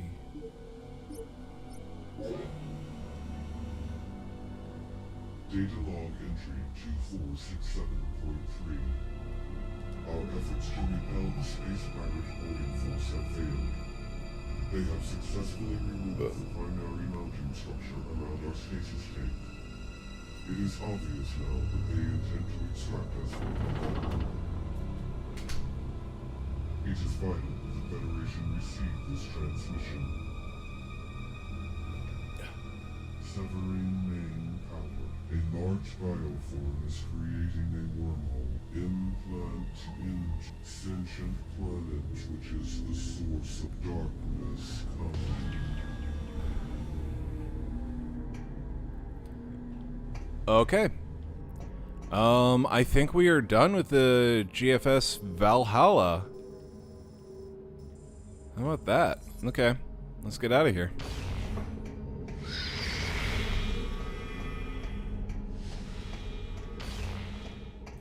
We have found all the power nodes.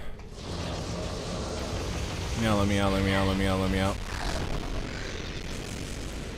Yep.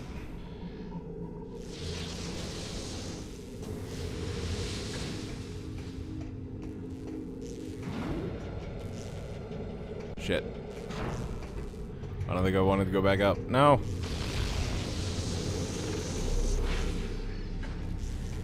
I wanted to go back out here. There we go.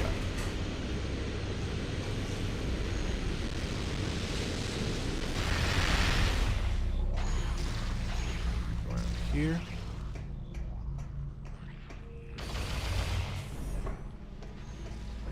It's amazing to me that RuneScape is still as popular as it was. That game was ancient when I was in college.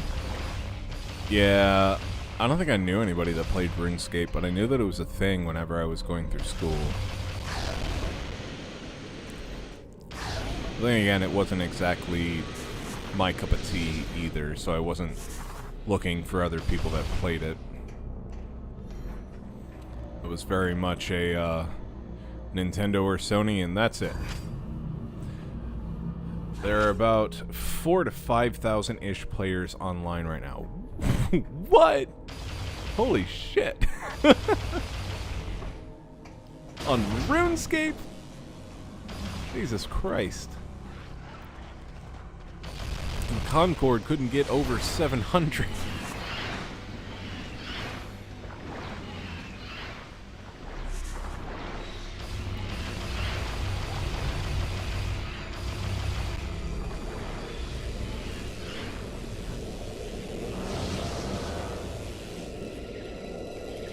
Alright, we never have to come back to this place again.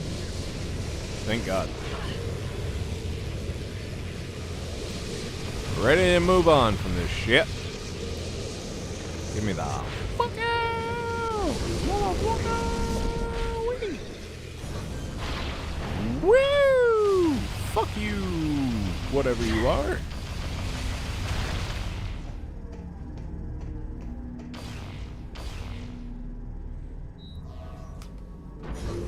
It was so popular in my school when I was 12. I'm finding that game way easier to play now that I'm not 12. Imagine that.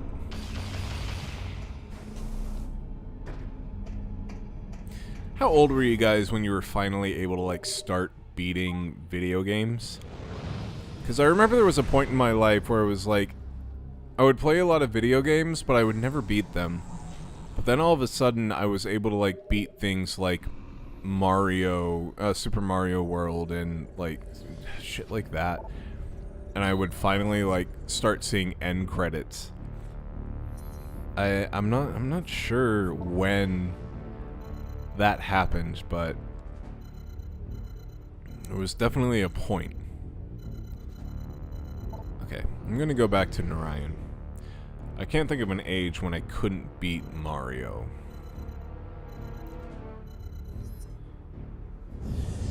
I can't remember where I need to go with this, but I know that there's an area still that I haven't been able to reach. I think I have all the upgrades now, so I should be able to reach everywhere. You know, it's funny. I once dated a girl that she and her sister had Super Mario World on their Wii Virtual Console. And I went over one day and her sister was playing it, and I'm like, oh, I love Mario World. And she's like, we can't beat this stage. And like, I asked if I could play, and they're like, are you actually good at this game? I said, oh yeah, I can beat this no problem.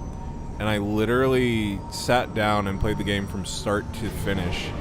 And they were both so fucking impressed that I was able to beat Super Mario World. And it was like, but this is so easy.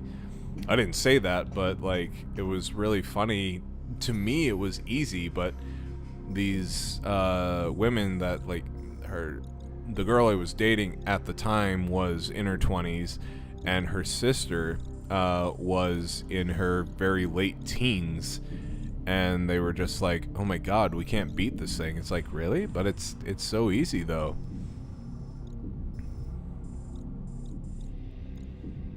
I don't know, I was always just obsessed with video games as a kid. My mom threw away my NES because it's all I'd fucking do, and I was like 5 years old. Tell you what though, that fucking NES Turtle game is still hard for me to this day. I could never beat that shit as a kid. That game is like NES Dark Souls. Yep, I don't think you're alone in that sentiment either. The NES Ninja Turtles game was and is super fucking hard. According to this, there's something behind me?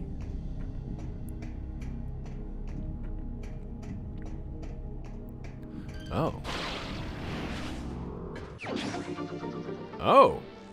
Remember thinking I beat SNES Kirby. Those NES games were hard as fuck. Ninja Turtles game? Do you mean Battletoads? But the game had just frozen while I was fighting the tree. Oh no. I beat the game. It stopped working, so therefore it is beaten. That's funny and sad. I was like 6, so it makes sense. I was 23. Nah, it was literally just called Teenage Mutant Ninja Turtles. Give me a break. No! Oh, speaking of candy bars, I'm surprised nobody said Kit Kat. Nobody likes Kit Kat? Nobody likes the Kit Kats? First game I beat was Pokemon Yellow, I think. Nobody likes the Kit Kats? I thought a Kit Kat. But you didn't say it, so therefore it wasn't one of your favorites. Let's see, how do I get up there?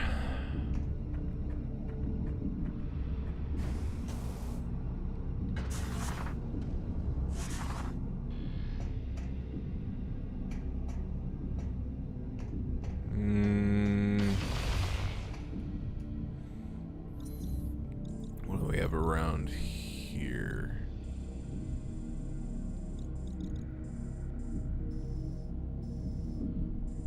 No.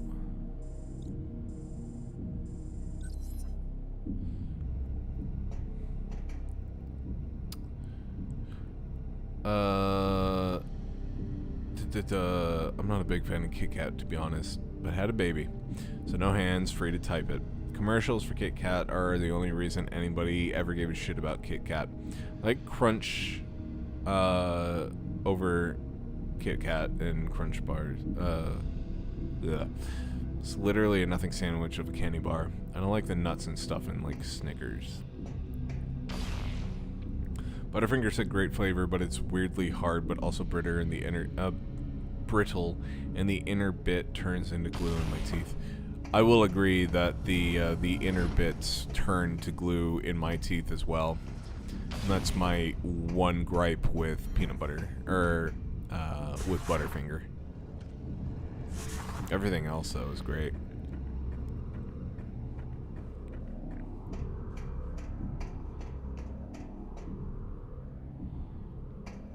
How the... What does this do?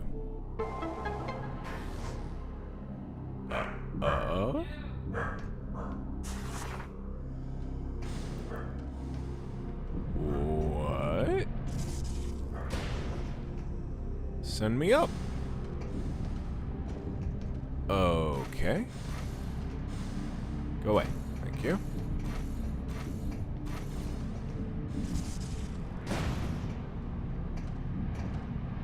Whee!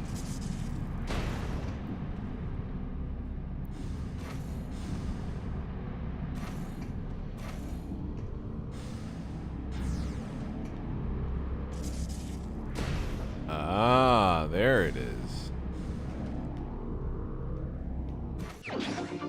There we go. Got it. Always love the Butterfinger Blizzard from Dairy Queen, though.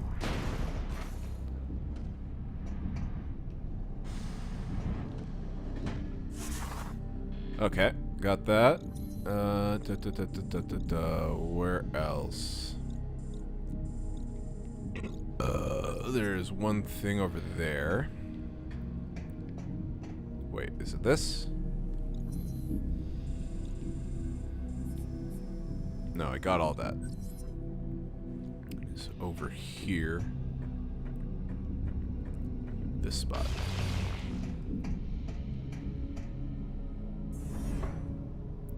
You got some late-ass evening coffee, and I'm back. Welcome back, Leo. Honestly, I can't imagine somebody choosing Kit Kat over Twix. That's actually an insane thought, unless you just hate caramel. Twix is objectively superior to Kit Kat in every way. Very, very true.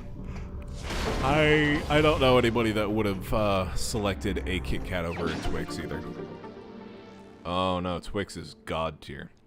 I think Coffee Crisp is my favorite currently. Coffee Crisp? Really? I don't think I've had Coffee Crisp. I think I got all the stuff in this world, and there is nothing to collect. I believe I have the stuff from here.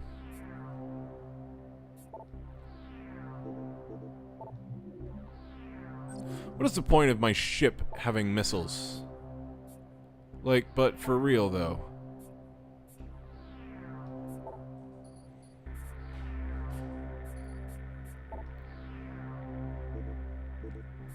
Where is, like,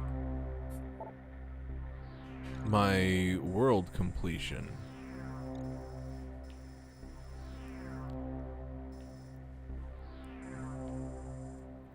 Alright, I guess I head back.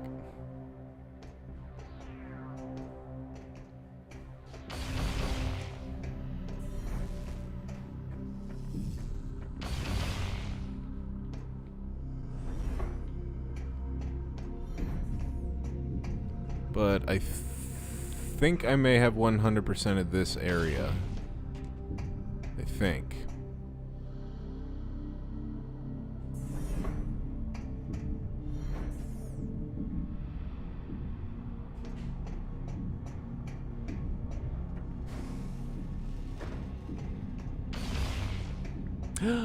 Toko!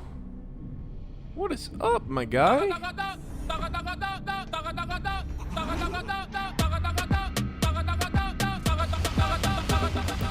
Welcome back.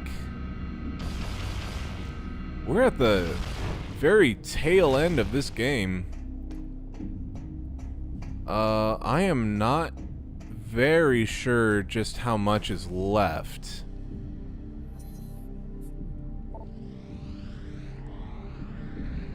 Let's see here. Brio.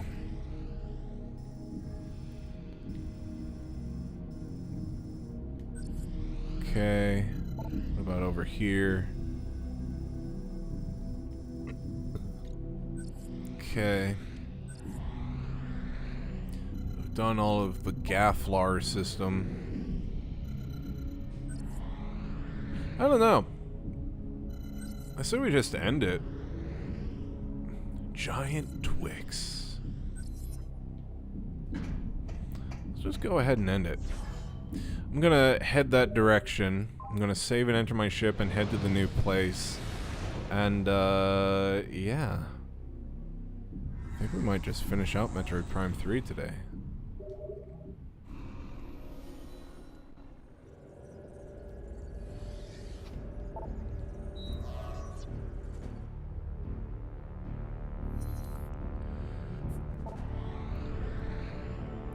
Let's go over here.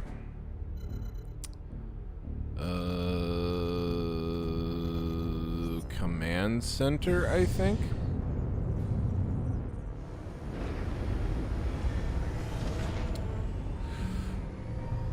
Like big ass Kit Kat, but better. Toblerone? It's wafer with peanut butter. Can't remember the name. Like Debbie wafers?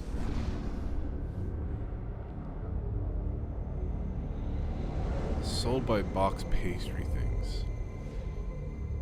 Nutty Buddy. That was it. Space, try asking the Oracle! Try asking the Oracle!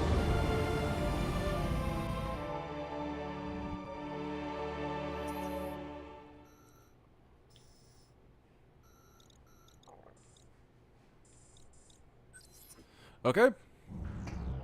Let's go ahead, take a quick break so I can go pee-pees again. And, I don't know, we'll see if this ends it. Be right back.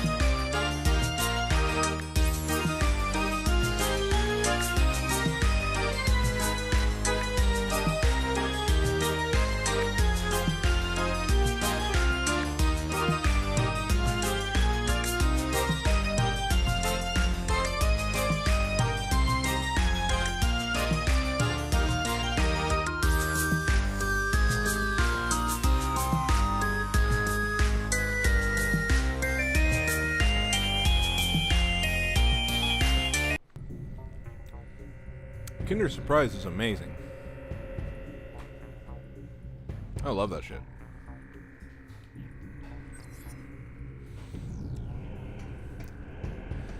Although, I feel like whenever I got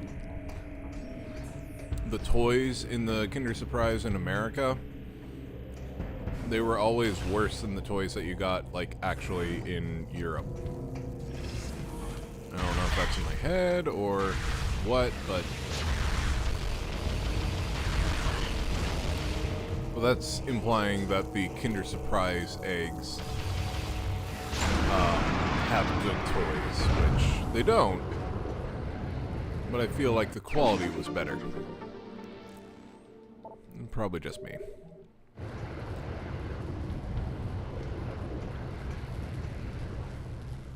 Well, can't go that way. But we got a missile expansion, so go us. I think it's the third floor.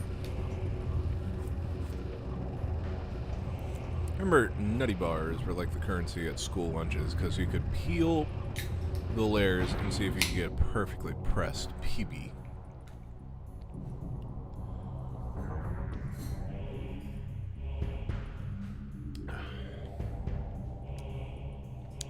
I like Nutter Butters.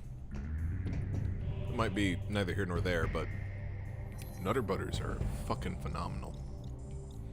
Oh, I need to beat down one. But again, this goes back to a point that I was saying earlier.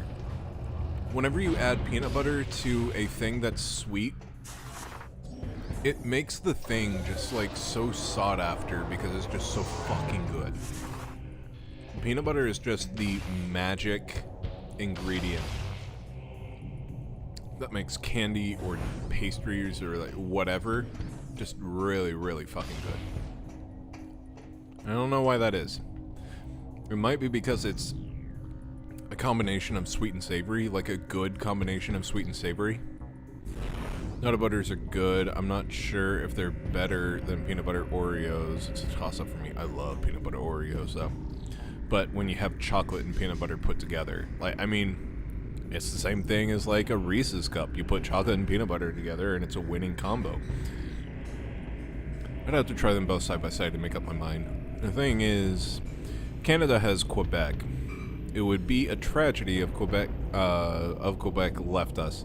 So we have a lot of randomly heavily subsided companies that make Canadian exclusive products at a loss to help Quebec.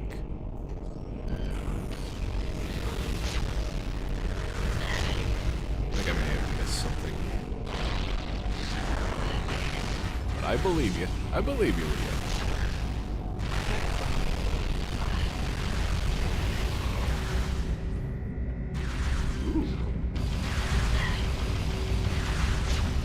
My new beam just melts shit. I like it. What is this? Resistant to normal attacks, but could probably be overloaded with phase-on energy, you say?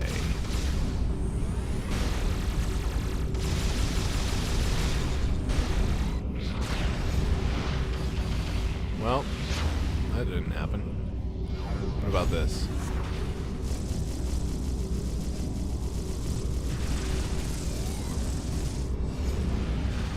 Nope. Okay. Okay.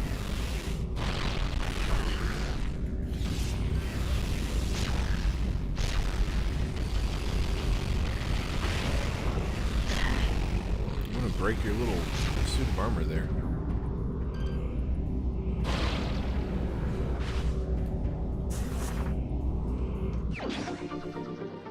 Missile expansion.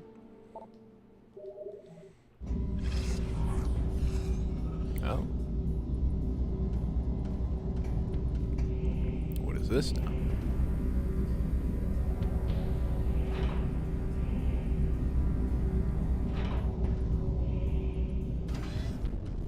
Come on, energy tank.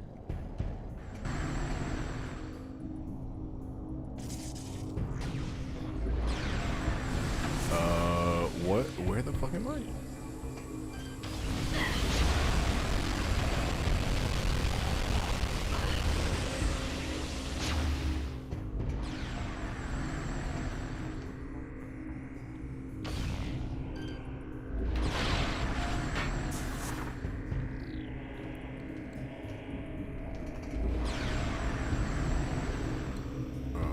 car.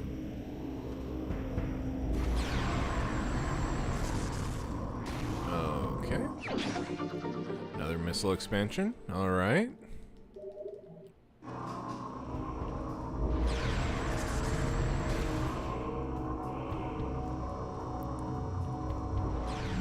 Where does this go?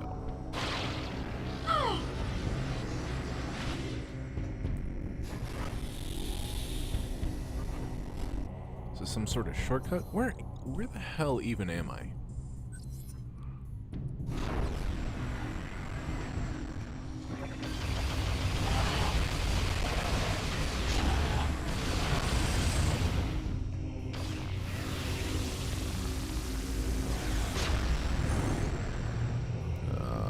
Okay.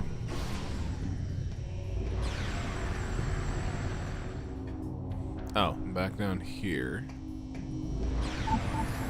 Is there something over here?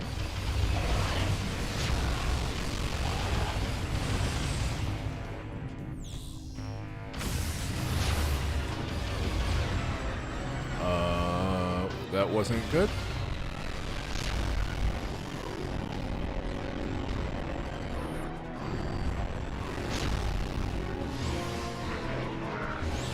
They're coming? Oh, they're here.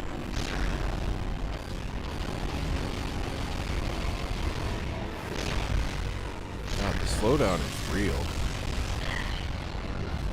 Fuck it.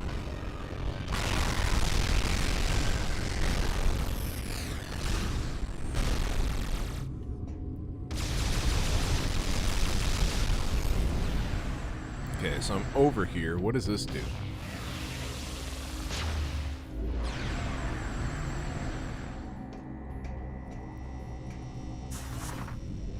As far as I know, nothing.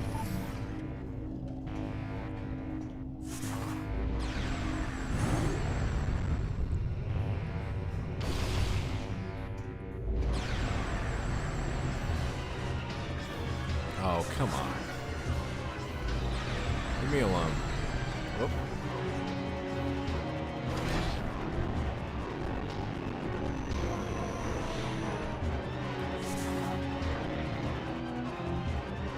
Now, where is this? I keep going further and further away from, like, my objective.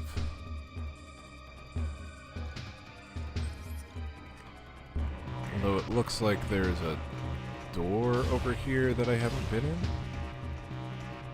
Maybe?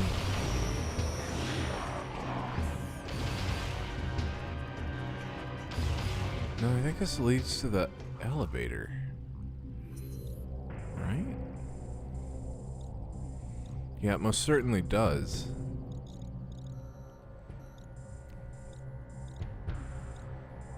Okay, well, alright, there we are. I just went full circle. Let's go back. Beep.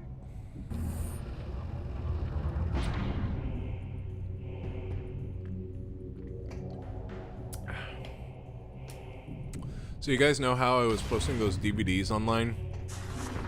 On eBay last night while Ryder was streaming? I was absolutely certain that none of them were going to sell until like much later. I already have my first sale on them, and I have to send out the DVDs soon. I was not expecting people to be super hungry for DVDs in 2024, but I've already gotten several views and some saves on some of the posts that I've done.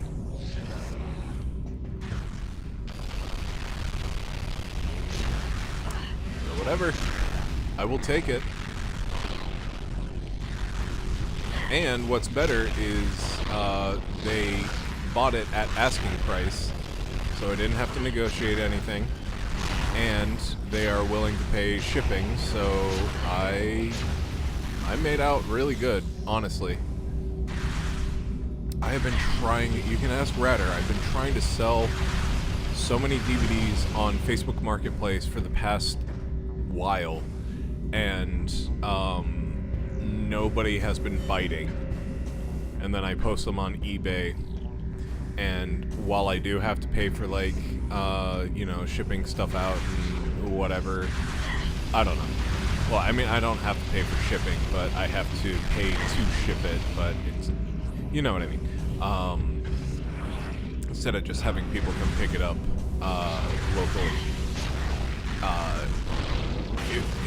It sold so much easier on eBay than Facebook Marketplace, and I think that's because, like, people are looking for specific things on eBay, whereas, like, Facebook Marketplace, you kind of just, like, browse casually.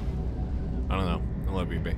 DVDs are crazy popular these days. All different subscription services out there make people miss having physical media.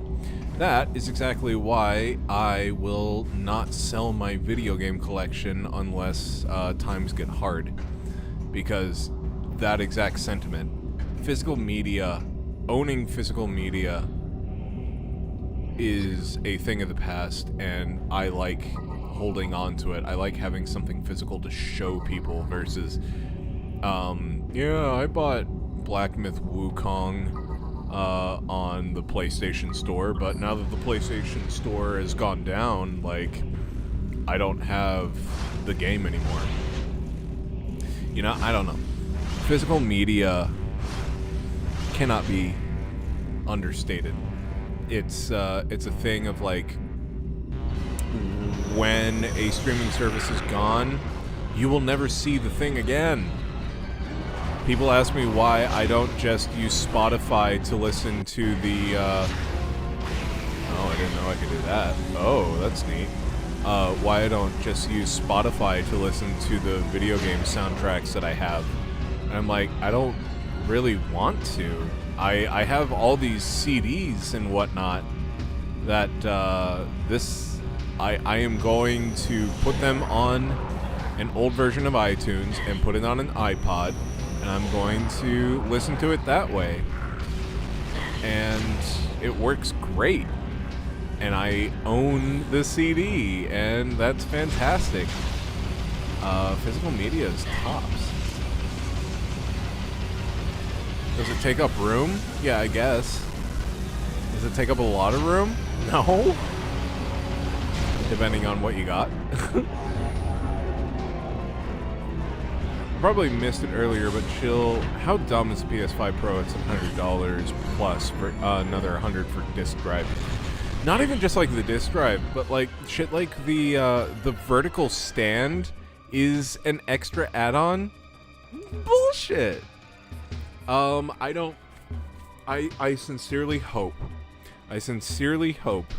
that this whole thing slaps Sony in the face, lets them know you're being greedy little fucks, and nobody wants to pay your exorbitant prices for a mid-generation console, and they immediately backpedal on the price.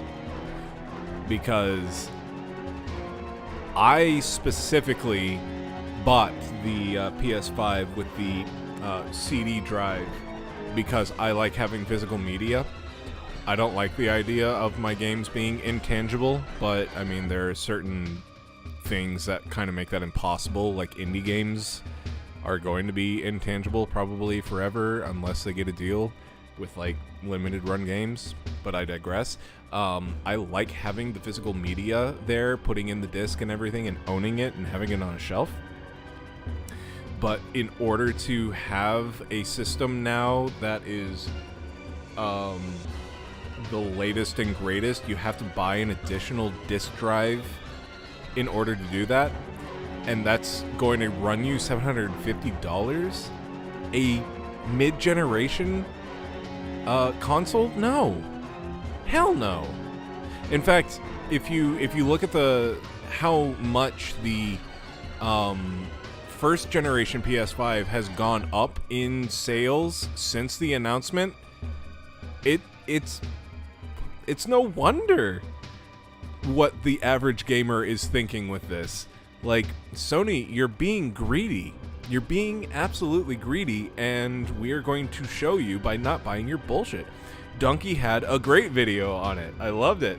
he starts off being like absolutely reasonable by showing a side-by-side thing with the PS5, but then he gradually will show PS5 Pro graphics, and then like a PS3 game, and then PS5 Pro graphics, and then a PS1 game, and it's like, yes, this is ridiculous and parody, but also like this is what PlayStation is trying to say, like the difference between PS5 and PS5 Pro is. It's not at all. You can see some things in higher fidelity, but who the fuck cares? It's not worth paying $200 extra on top of that.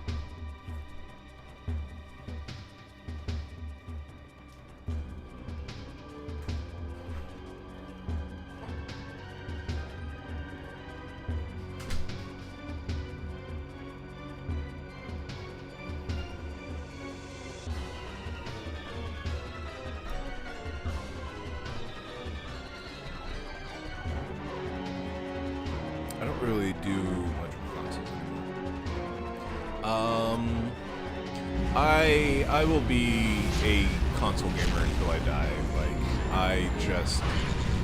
Consoles were how I was raised, and while there are some things that I agree PC does phenomenally better, I just like consoles better. But I'm also smart enough to know what a cash grab is, and that's exactly what the PS5 Pro is. Only if you really, really care about the crispness of the hedges in the background of the boss fight on Jack and Dexter, right? For real, though. Yeah, everybody should just watch. Toko, can you get Donkey's video and post it in the Discord? Like, he puts it pretty fucking good. And then Moist Critical also does a good video on it. Radder and I watched that one too. But yeah.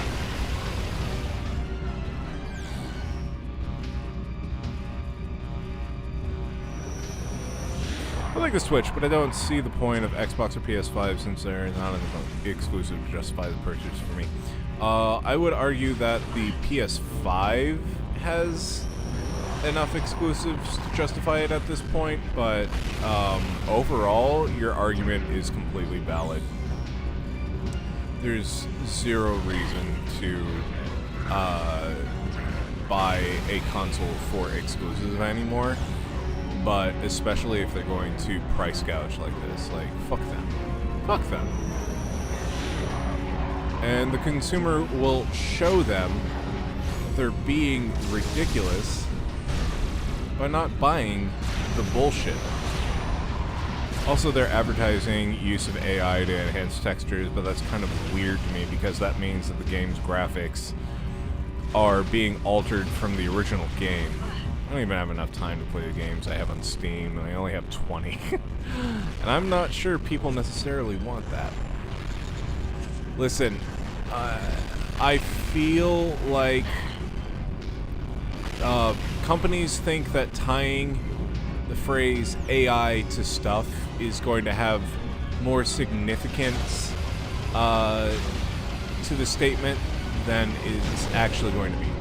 Like, I feel like they think when I say PS5 with AI, that people are going to be clamoring to get their hands on this thing. But I think the lay consumer is just kind of like, I don't need AI with everything that I do. I also am starting to get kind of grossed out with the fact that everything is constantly learning from me.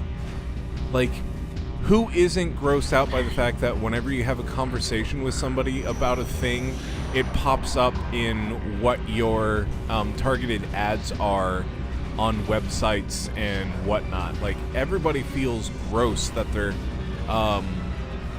electronic devices are listening to them 24/7. So why would adding AI to everything make people think, oh, this thing must be better?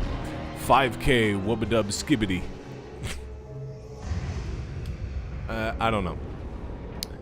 I will say right now, AI is a very, very useful tool for the future, but the way that it is being implemented is incorrect and also gross for the majority of it.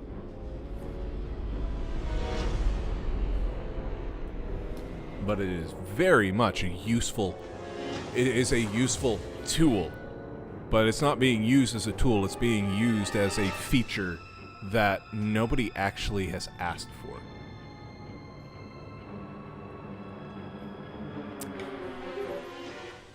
Yeah, the worst thing about AI... Outstanding job, Samus. I knew the Federation could count on you. Oh, thank you. I'm giving the order to begin the invasion. I'm headed down there with... Meet me at these... Yeah, the worst thing about AI by far is that now all the world's most powerful corporations have vested interest in recording everything I do. Yeah, see, that's the thing. It's like, it used to be an interesting thing that you could use to, I don't know, give you inspiration for, like, your art or your music or, like, how to write a paper or shit like that, you know? But now it's just straight up, well, we're going to put it in everything because we're going to use it to learn about you so that we can just, kind of, you know, cater all of the advertisements that we do specifically towards you. And that feels, honestly, at this point, like an invasion of privacy. Honestly, I don't think it's, I don't even think it's a, it feels like, I think it is. I think it is an invasion of privacy. But, the layperson doesn't care enough to say anything about it, and, the big corporations just hope that you don't say anything about it. I think that's what's so gross about AI at this point, is like, it's not being implemented in a way to better humanity. It is being implemented in a way to better executives, you know, wallets. It's being implemented in a way that doesn't necessarily make, you know, artists get inspired to make more art. It's being used as a an excuse to fire your artist because now you have a machine that can do it. Like, AI has so many good uses, but it is being implemented badly. Very, very badly. I think that's my major qualm, at least, with it, is its implementation and use is gross. It's just straight up disgusting.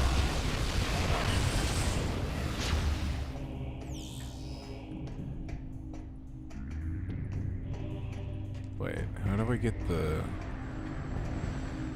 elevator back down here? Did I miss something?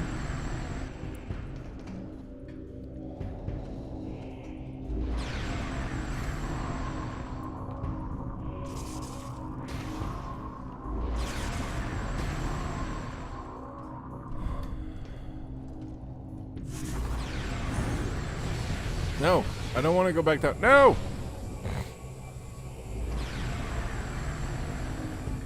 Let me go back up.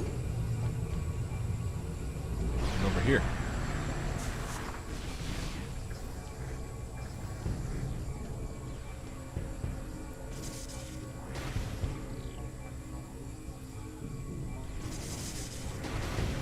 Let me out.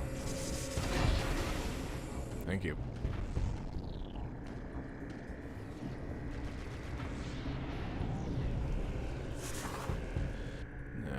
Is the thing over here? Yes, it is. Alright, boys, we're doing it! I think this is it. I think this is the final push. We're about to beat Metroid Prime 3. And if we do, then we start Metroid Dread on Tuesday. Fuck yeah. Because Metroid Dread is really, really good.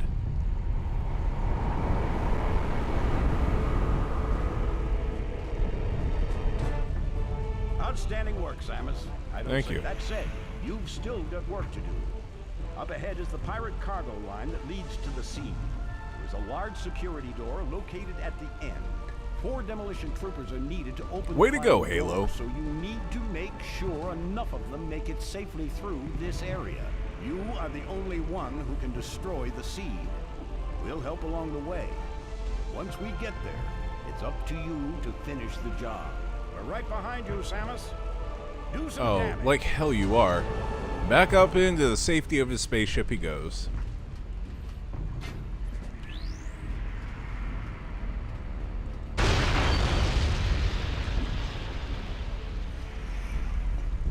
Alright, let's finish this, boys.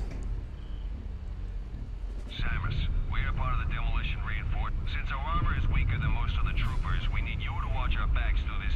Most of the demolition team has already started moving towards. Good luck. Thanks. I feel like I should say that to you. Corporations always fuck up what was initially intended. Yep. When they smell money, they will do whatever the fuck they want in order to make as much money as they can. Like I said earlier in the stream, their business is to make sure that they maximize how much money they and the shareholders make. That is it. That is always what it has been.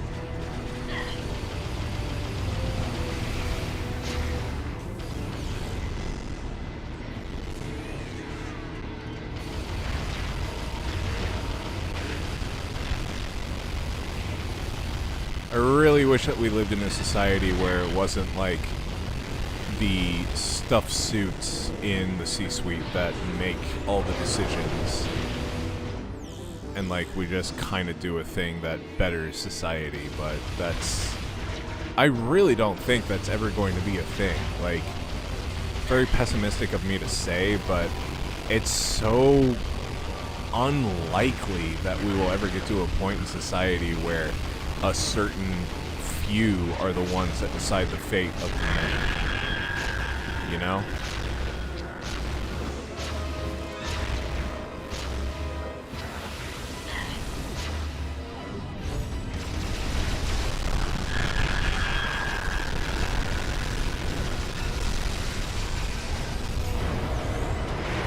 Well, I've already lost 2. How the fuck did that happen?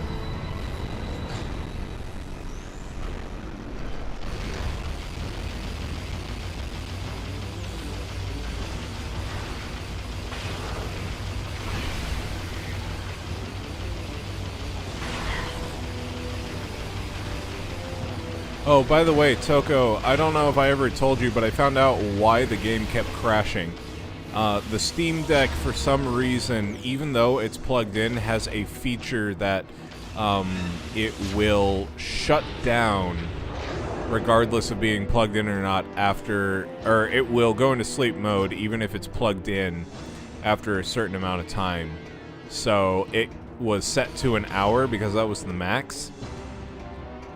And I set it to not shut down at all.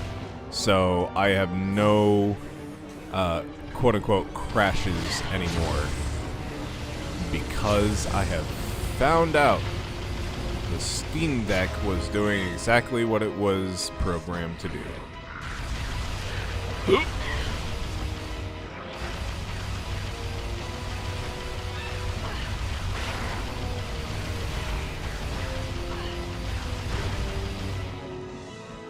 Auto shut off in settings. Yeah, you mentioned. Oh, okay. You were here. So yeah, ever since I turned that off, I've had no issues with losing progress and having to redo things. I really wish I knew that from the beginning, but it is what it is.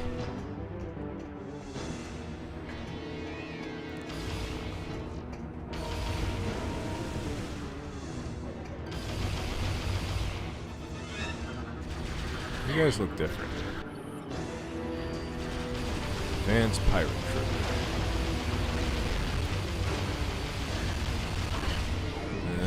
Whatever.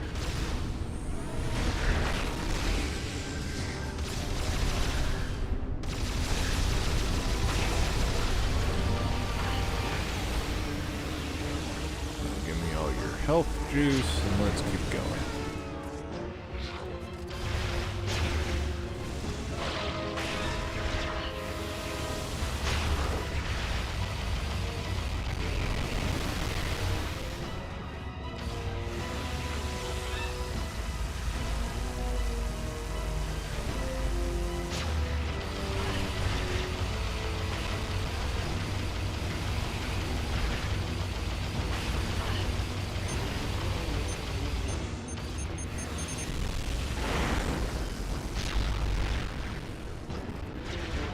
Oops. I meant this.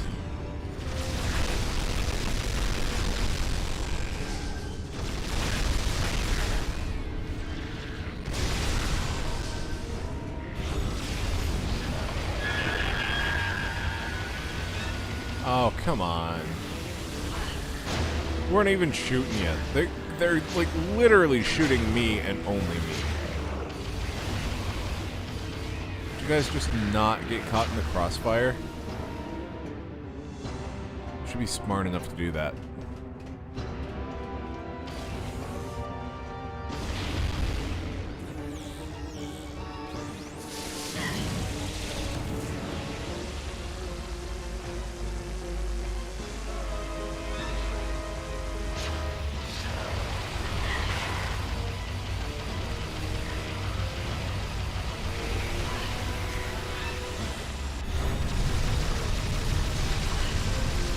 Why would you guys put me into a mode that, like, buffs me like no other? That's so dumb.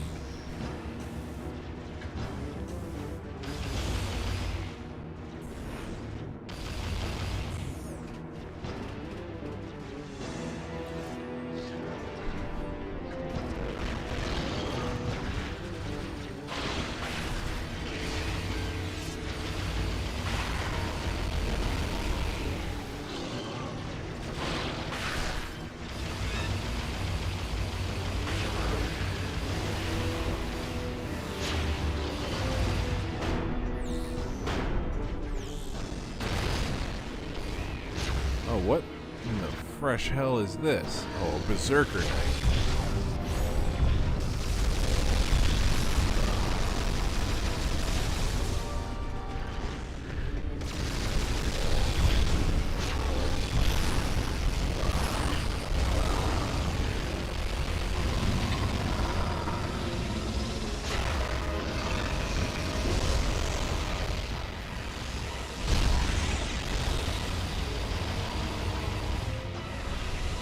Okay, got him.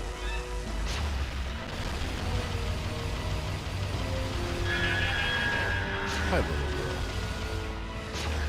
Daddy's trying to protect people at this point in time, but they're not doing too hot.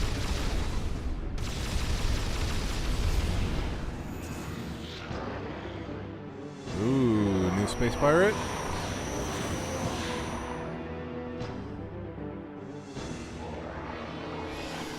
Yes, I know you're there.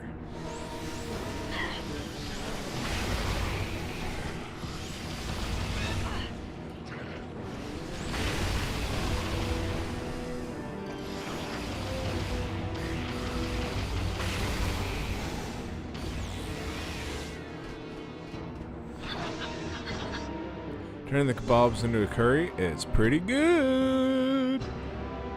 Send me a plate. Electronically.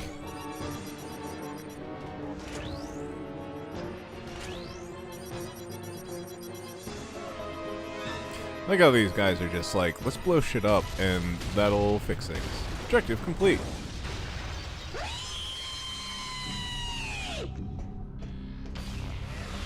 Yeah, that works.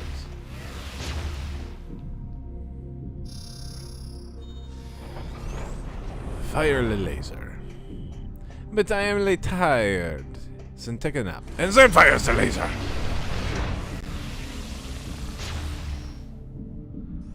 Oh. I'll push this.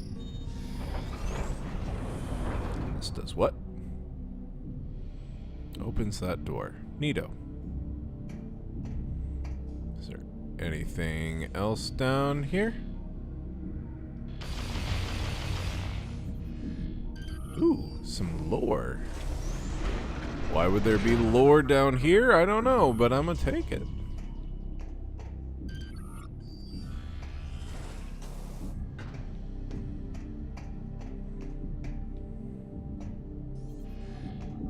Is there a... What did I unlock, though? What is this? Can be used manually to open the door. thought that I did open it.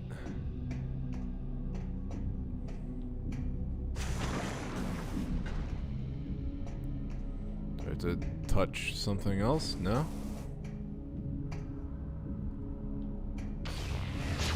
Just kind of stuck in here? What do I do? Okay.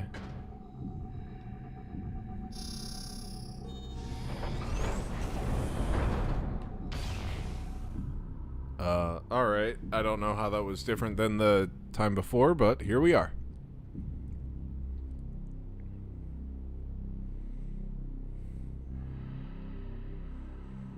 Clearly we are going there.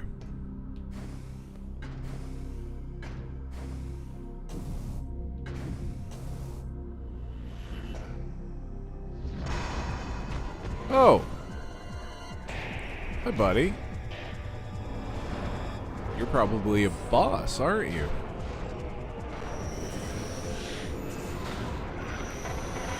Let's see, what are you? You are the pirate commander. Wears a red phasite assault armor resistant to most weaponry.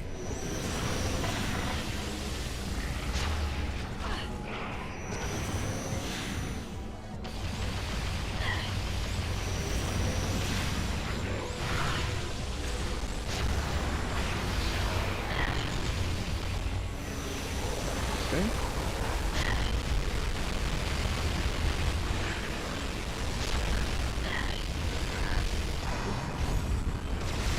Resistant to this.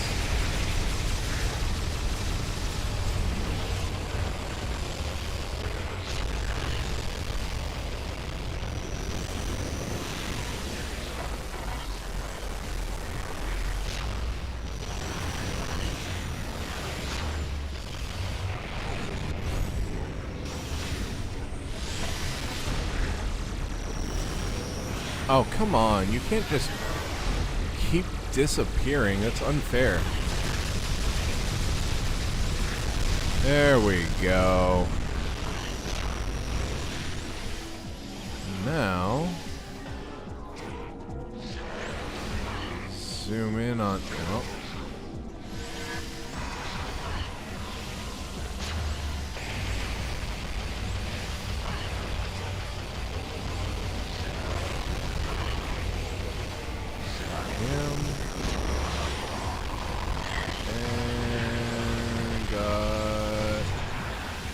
Him, and then there's a new buddy. Yeah, I got him. Okay, everybody should be dead. Let me just touch the button now. Oh, come on. You're still here?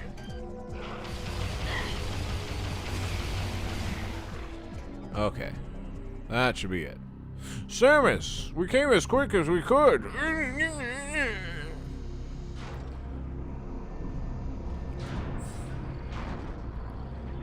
We brought back the little pad so you can come up and push the button for us, Samus, because we're too scared and chicken shit to do it ourselves.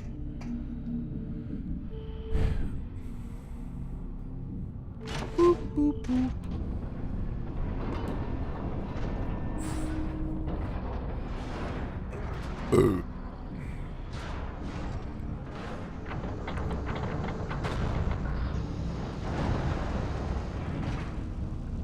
Well, I hope you guys have acid-proof armor, because I had to go through hell and back to get mine.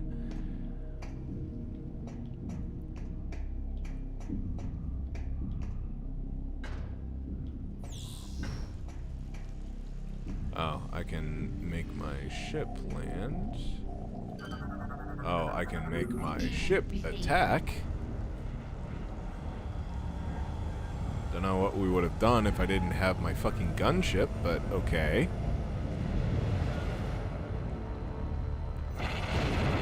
Also, I don't know what the point was of getting my gunship more missiles, because, like, fucking...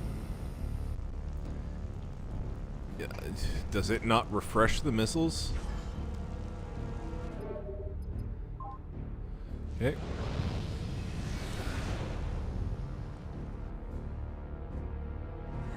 I kept on getting missile upgrades for my ship, like I would have like a missile firing sequence where I had a finite number, but it just felt like, I don't know. Oh.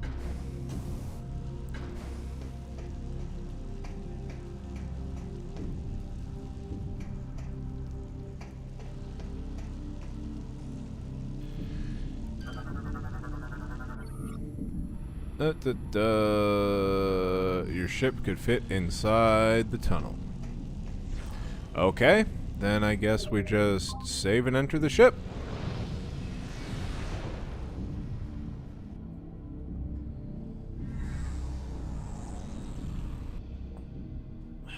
Let's go, baby.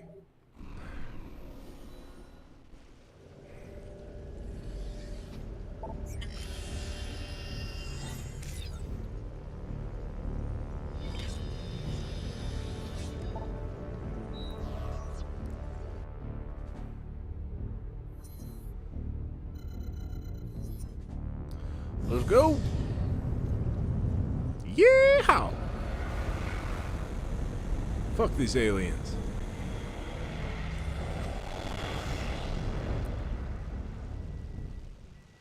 This is it, boys and girls. Final push. Metroid Prime 3 will be ours. We will own it this day.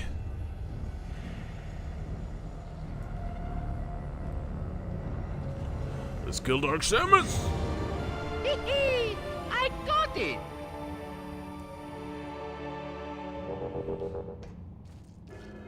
Once and for all, supposedly. Until we get Metroid Prime 4.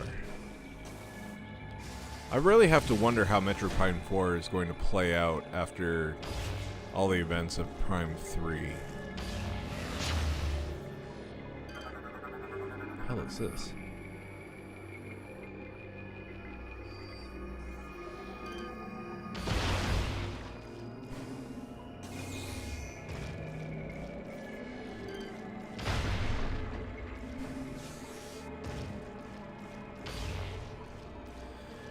Okay, final seed. Let's see what we got.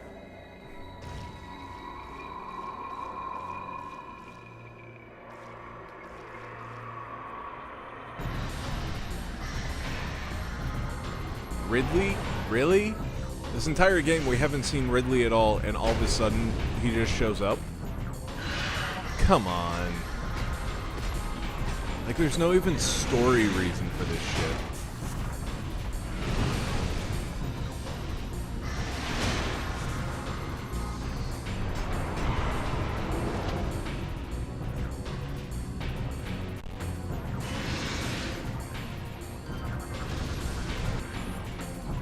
Omega Ridley.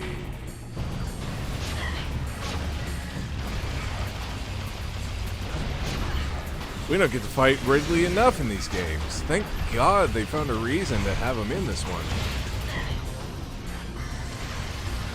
Ridley's entire purpose in life is to be the second to last boss. Right? Always the penultimate boss, never the ultimate.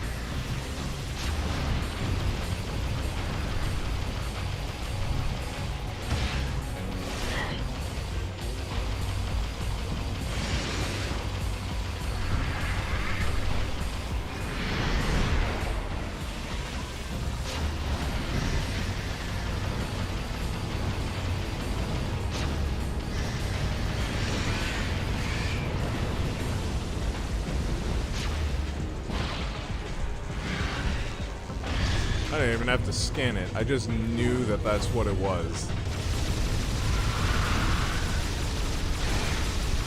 I just knew that it was going to be a fucking grapple minigame.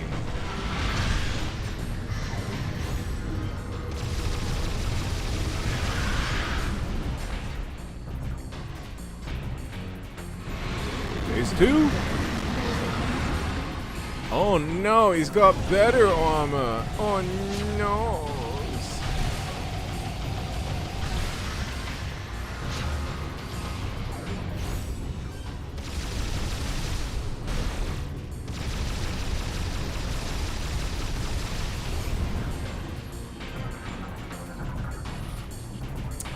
Phase armor is now covering cardiac region. Armor is invulnerable, but internal joints seem weak.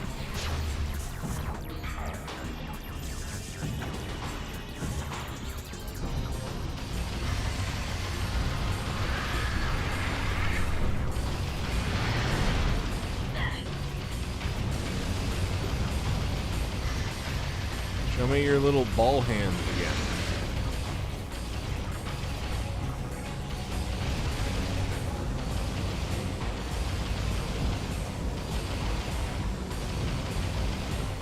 This is a really fun game of skip it. Show me your ball hands again.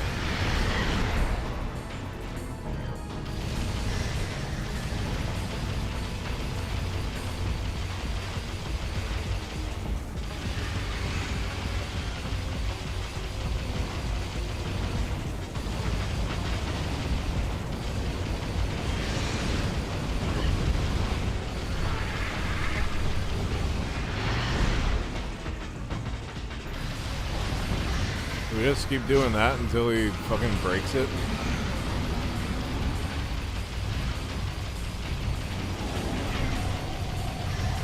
Okay, here are the ball games.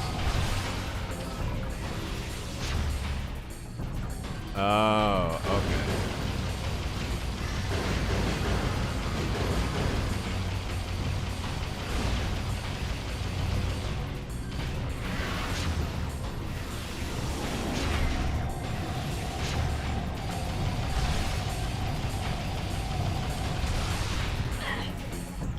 How did I not pop that ball?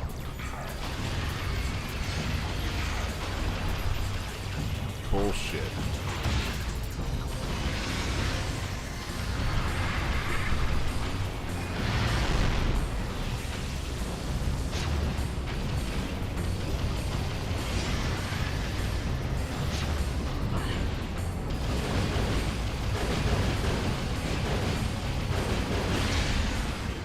Okay, that's one of them. Now we gotta do the other one. Stuns himself because he's an idiot. This thing again.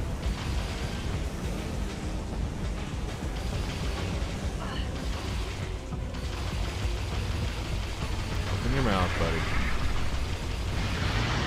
Ah.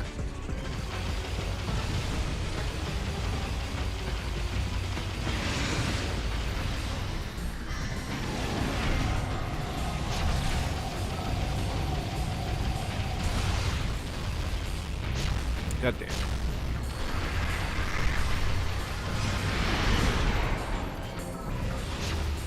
Did we fight Ridley in Metroid Prime 2?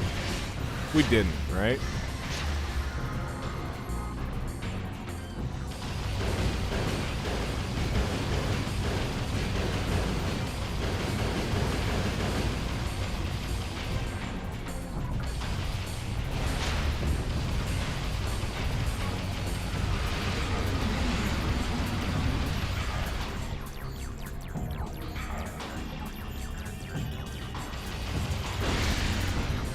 Alright, there we go. Show me your little heart light.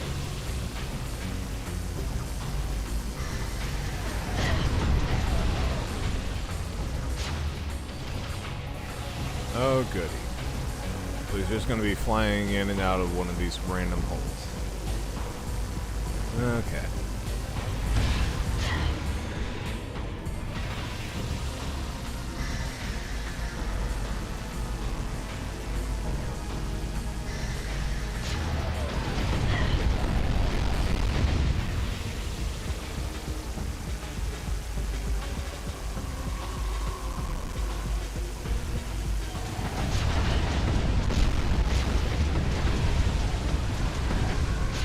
I would like it if you landed.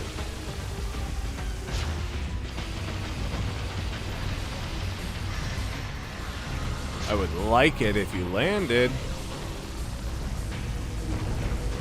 Thank you.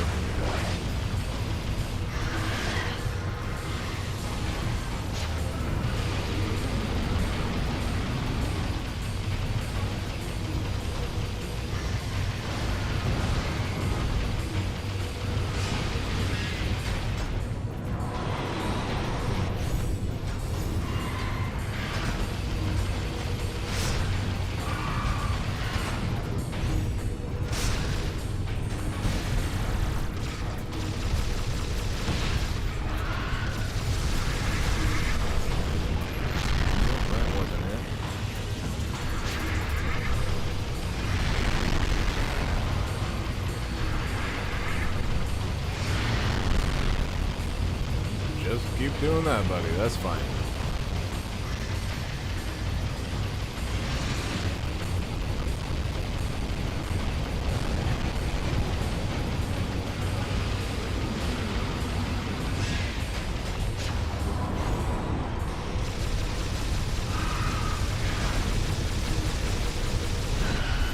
Alright, that should do it.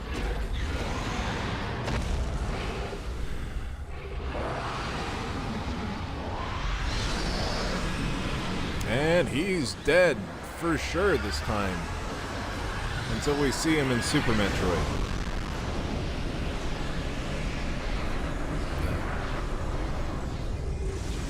Uh-oh. Getting stronger.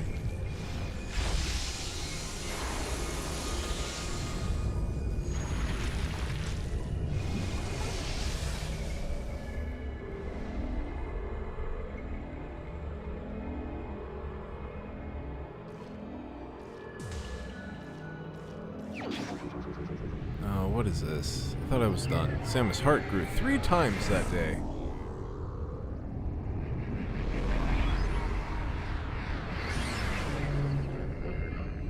Mega Grapple Arm.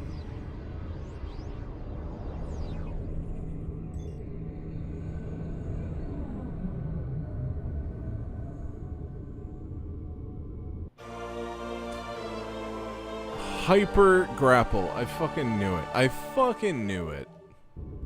It's always the grapple beam.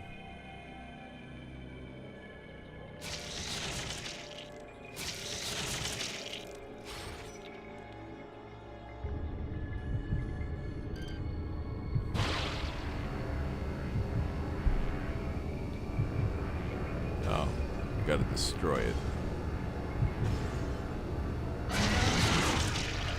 There we go. Another one.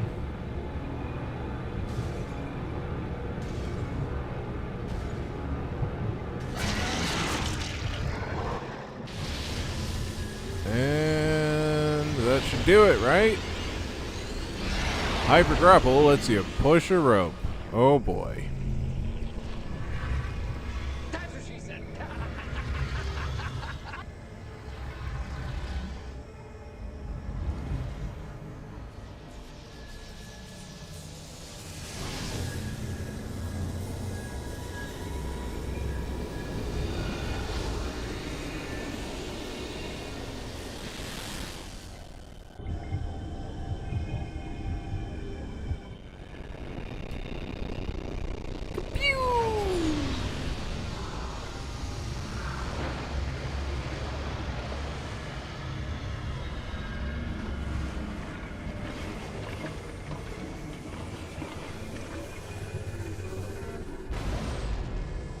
Yay, he's dead. That's the final seed, isn't it? Why did we get the Hyper Grapple?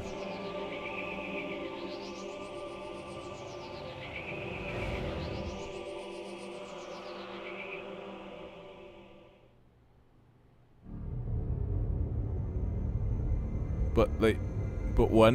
Now what? Chest beamed father brain. Awesome. One more planet. What? Samus, you have successfully destroyed the last. The spread of Phazon corruption has been stopped. However, there is one. Skytown's Aurora Unit 217 reports that it has discovered. It appears that this is where Dark Samus and her main pirate. Unfortunately, this location is so far away it cannot be reached by conventional space. The pirates have constructed a Leviathan battleship, which is in orbit around this planet. If we can large energy surges consistent, we will upload the coordinates. Oh, come on.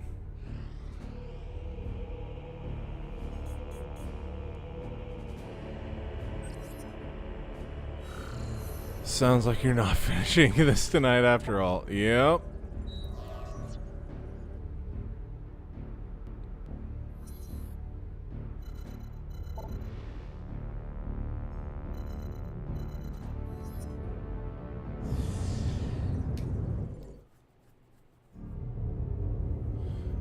Let's at least get onto the Leviathan ship. I think we're pretty damn close. Have a feeling I know exactly where I need to go for that. The thing that I kept on, like, blasting with Phazon. Pretty sure that's where we need to go.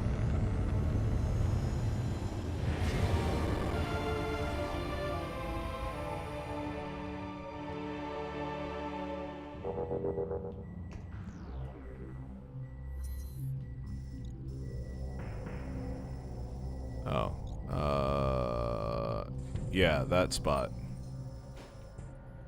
Landing site Bravo. Okay, I went to the wrong site.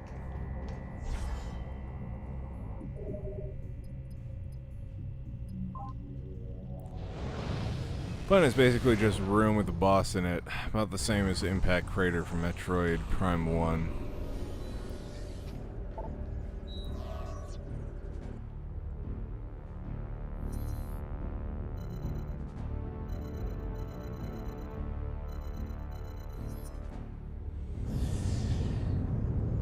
So wait, Leo, how much is left in this game? Like, is it just one more fight and that's it, or do I literally have another planet to go through?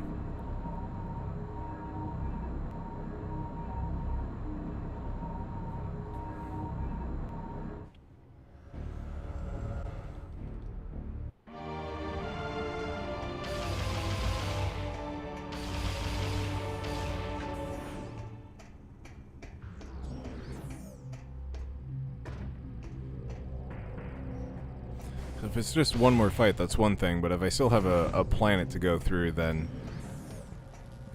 just call it, man. There are two fights. The planet is tiny, can't remember the exact size, but I think it's shorter than the boss fights.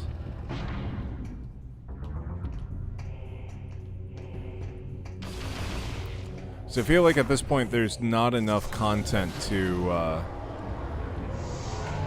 like do another full stream of this, but I don't know.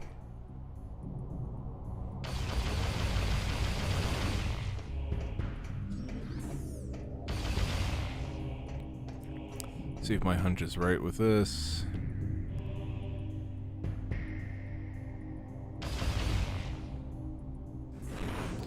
Technically do have another planet, but I just troll you a little. Sorry.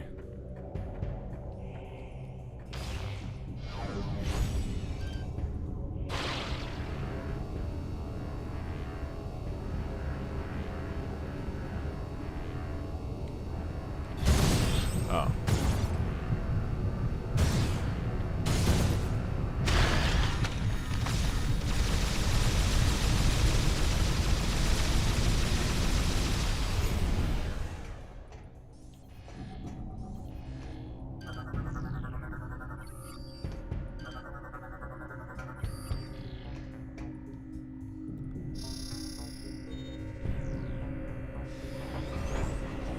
This is the game that never ends.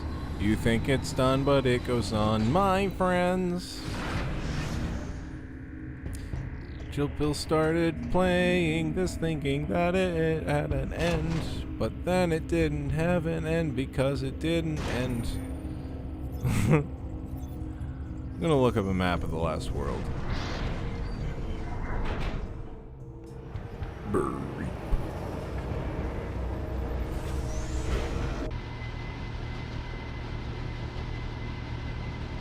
Trinket has decided it's bedtime, though. Did you ever consider that? The Trinket bedtime factor?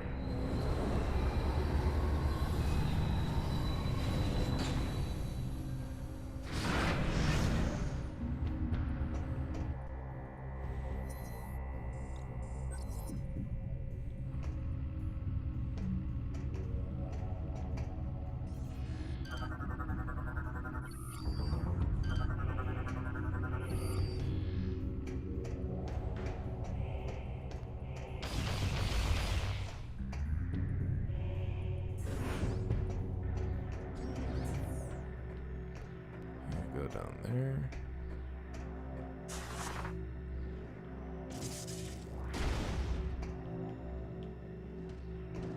Whee!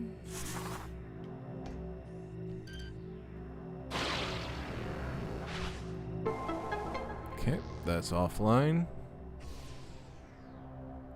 The hell is that?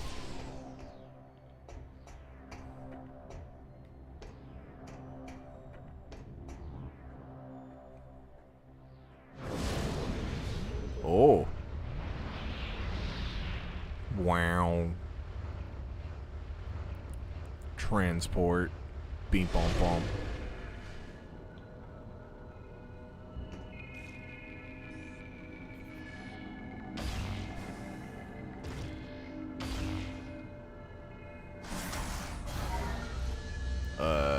Okay.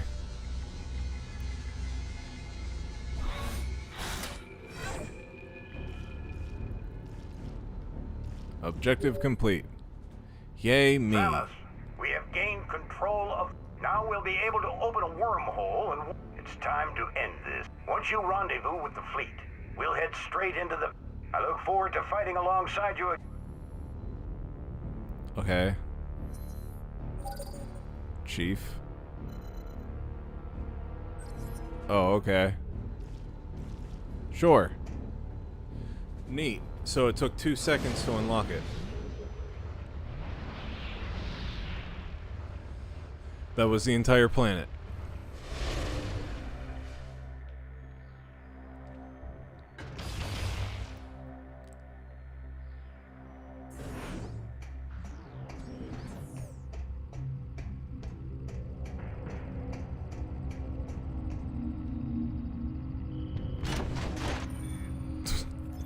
I like how sometimes it's super responsive, but other times it's like, I can't tell what you're doing with the Wiimote.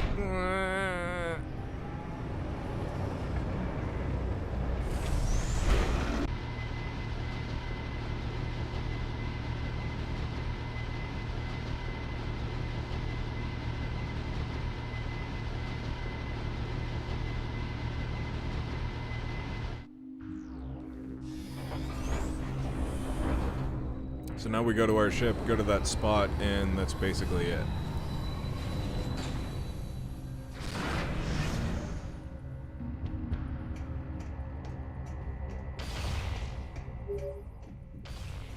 Take heed, So wait. Samus. Once you join the fleet, and please be sure to prepare yourself. So you're telling me that, like, I got the grapple hook thing for exactly one stupid little MacGuffin, and that was it.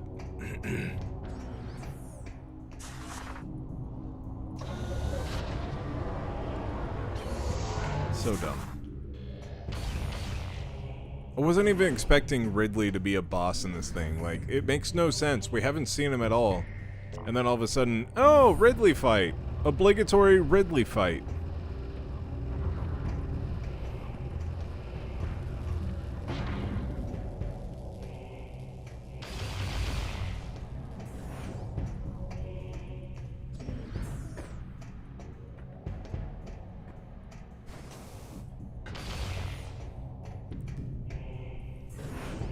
I will send you a map of the final level in the disc so you make...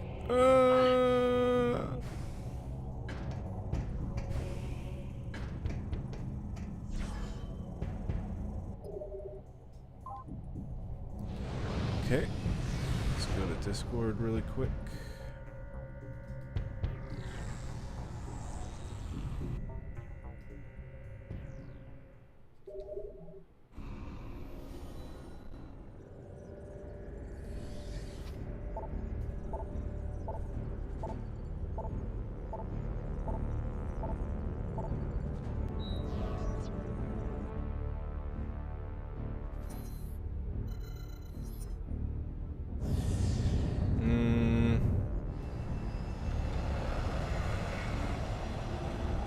Okay, I think what I'm gonna do, I'm gonna head over to the planet.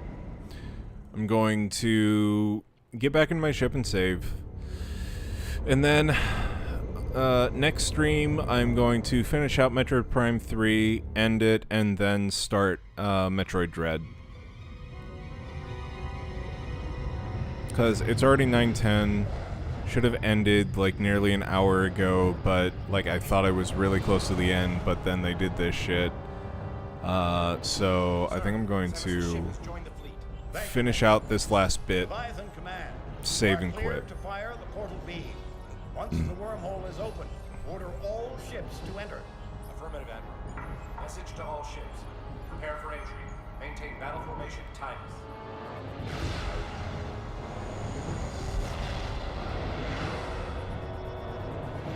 Yay! Battle formation Tyvis is my favorite. That wormhole is really upsetting. Oh.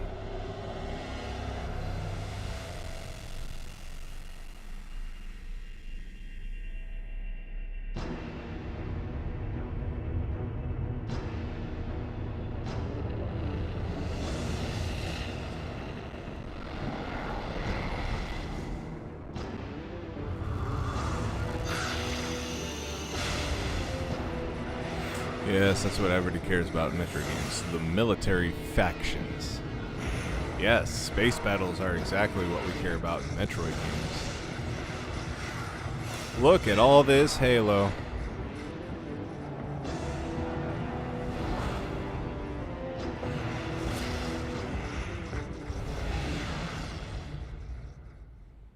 Look at all that space. This is just a bad imitation of Mass Effect 3, essentially. This doesn't even feel like a Metroid game anymore, to be honest.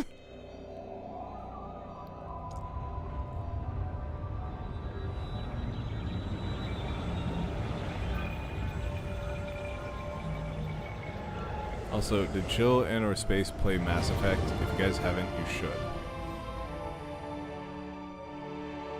I know that Space has. I have not.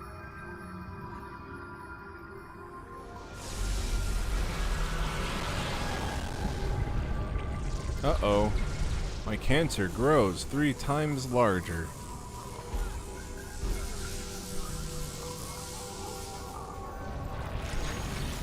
Yep, there we go. There's my brain tumor. I'm a tumor, I'm a tumor, I'm a tumor. I'm a tumor, I'm a tumor, I'm a tumor. Oh, oh, oh, I'm a tumor.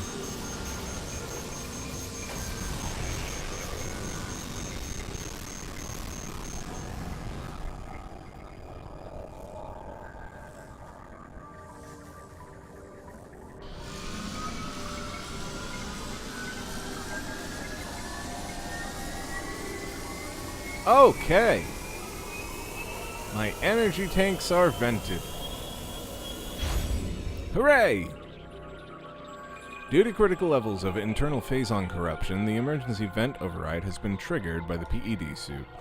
All acquired energy tanks have been vented to temporarily prevent total corruption. Hypermode weapons no longer require the extinguishing of an energy tank to use. You are now permanently in hypermode. Unfortunately, this vent override can no longer be used. Damage, as well as exposure to phase's atmosphere, will continue to raise your phazon level. Your phazon level is shown as a yellow bar at the top of the hood. If your phazon level fills completely, you will die. Yay!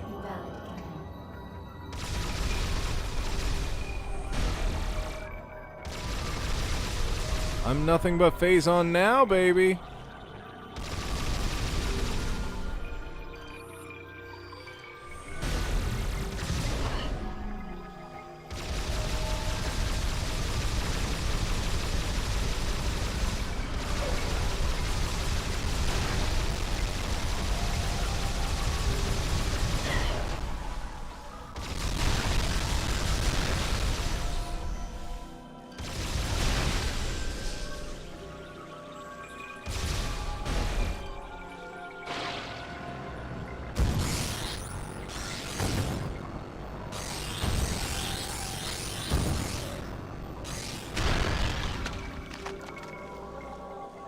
Whee! Okay.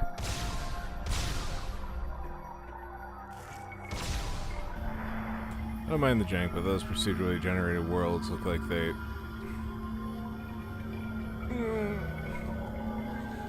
Hidden Flight Simulator in MS Excel 1998 might be a bit much.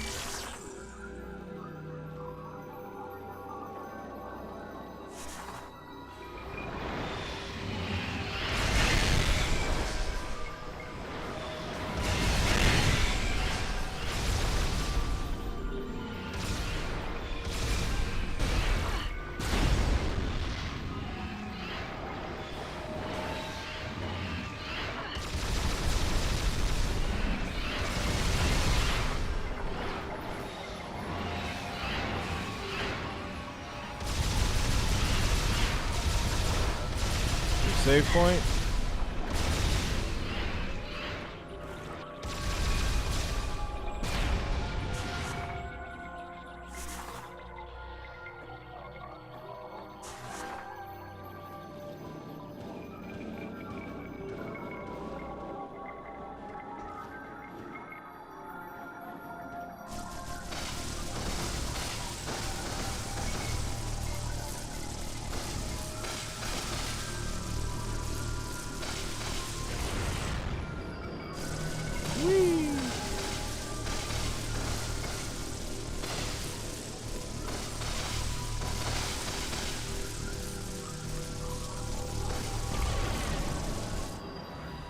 Hooray!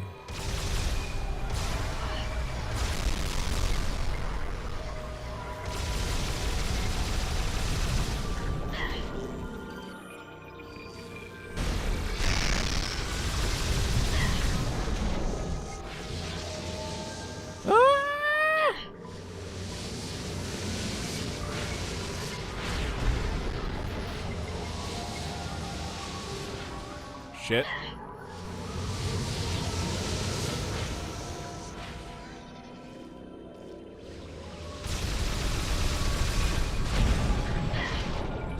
Oh, come on.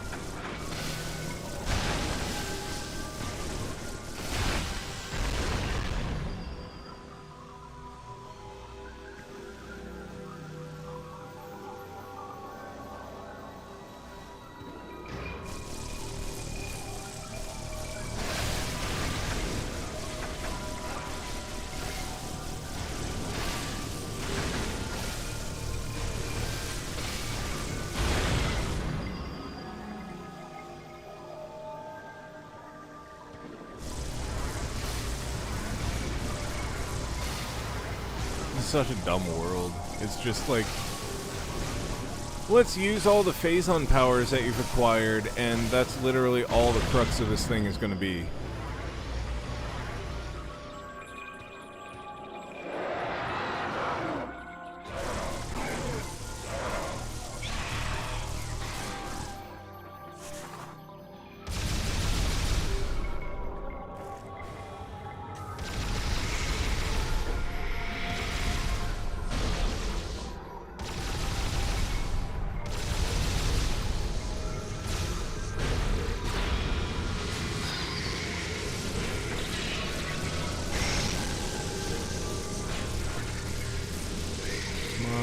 Open the Phazon anus. Thank you.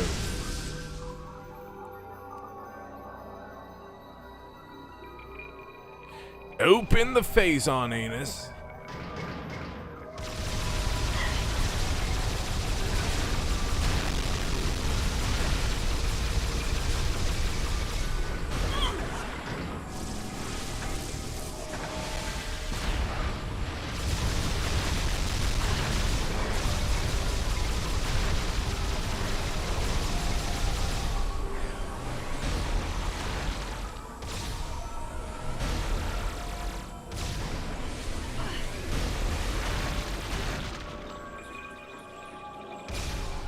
Yeah, I looked it up. Probably chose Ashley in the constant space.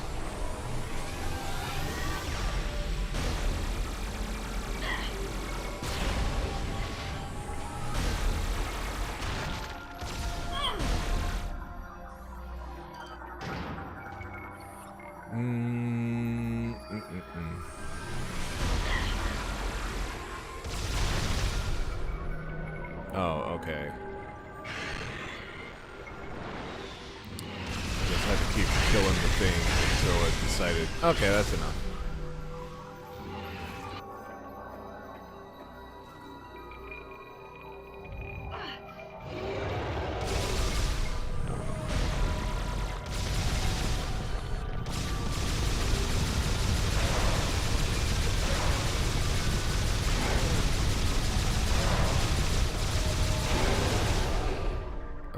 Okay.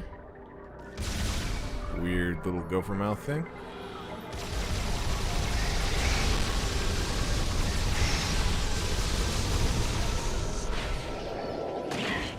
I'm gonna get sucked into another gopher mouth. Nope.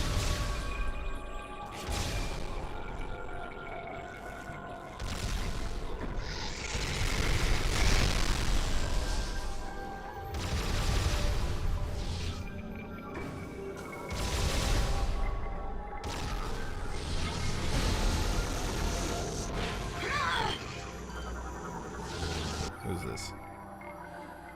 It could be torn off. You don't say.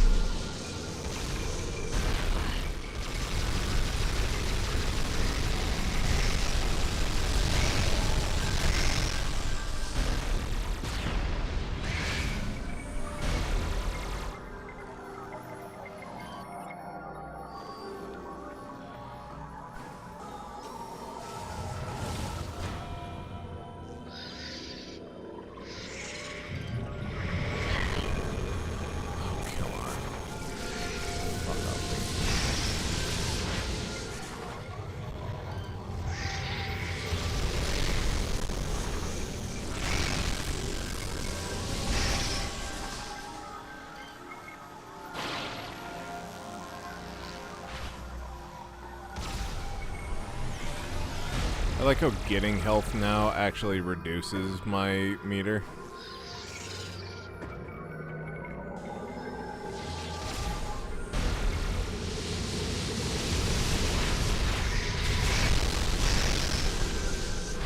Wait, where do I go now? No other spots to tear off.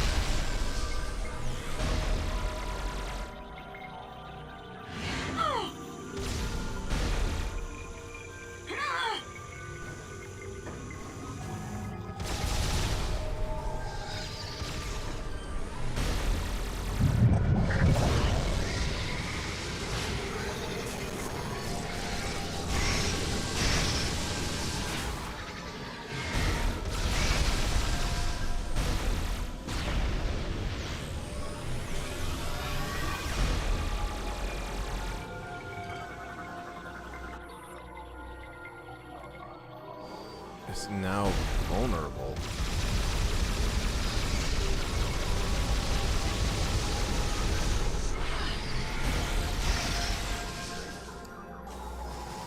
It's not letting me shoot shit.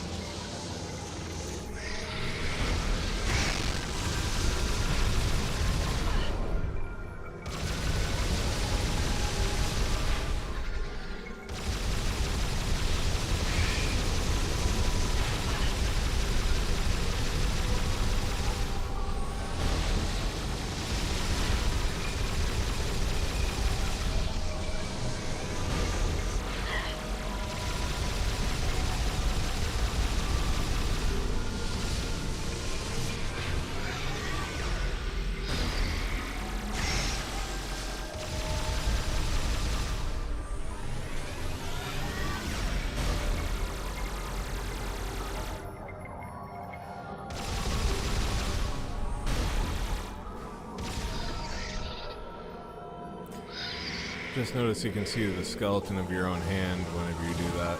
Yeah. It's a little unnerving.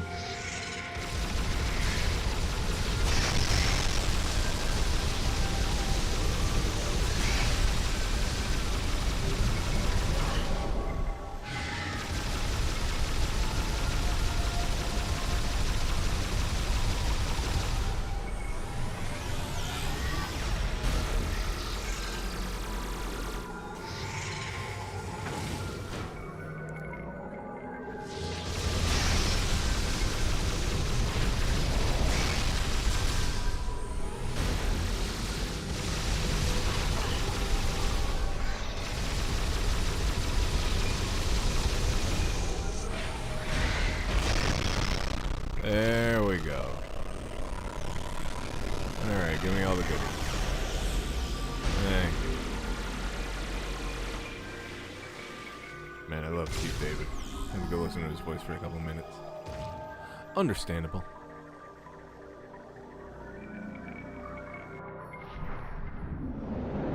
Feel like it'd be creepy to see your own skeleton in motion, right?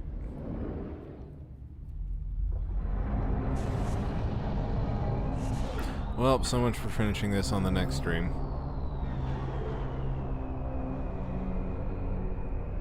Thought it would have at least let me go back into my ship to save, but I guess not. So now we're gonna fuck up Dark Samus and just call it a stream. No better way for a game to get me pumped up than Keith David cut a promo of my character.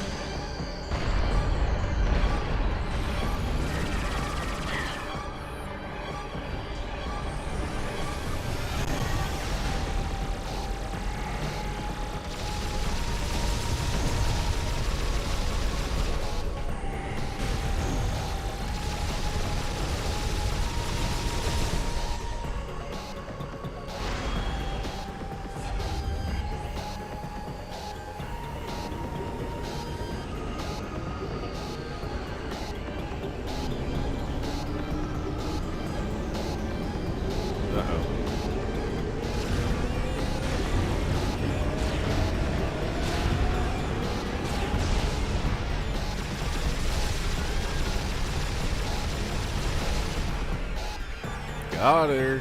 Or him, or it. Oh no. There's two of him?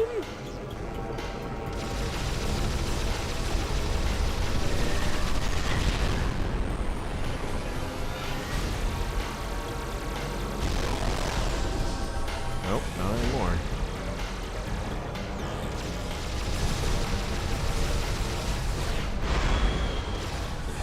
Now there's three.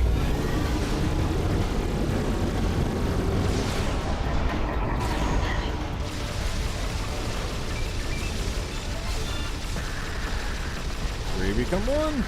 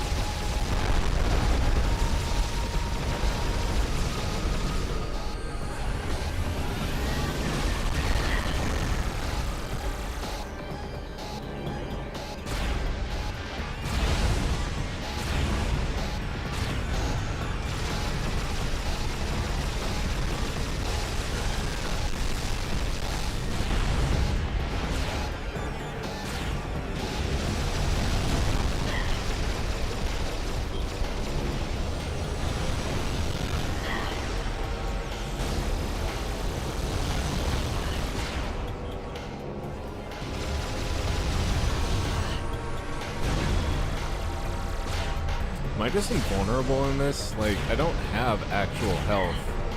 I have essentially a timer.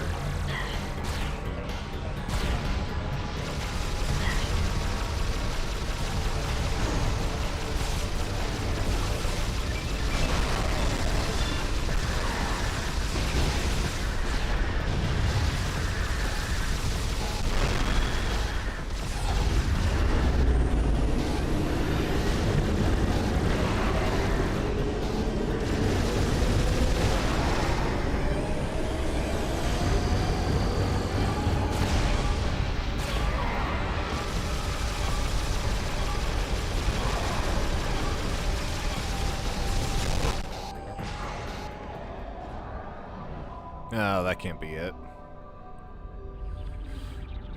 Is she T-posing? Looks like it. Oh god, what is this?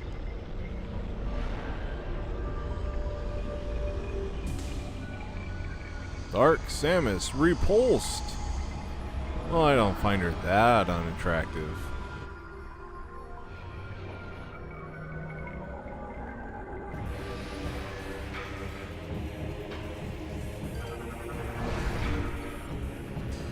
Aurora Unit 313. Hatch on its head, protective core, damaged core to severed cables.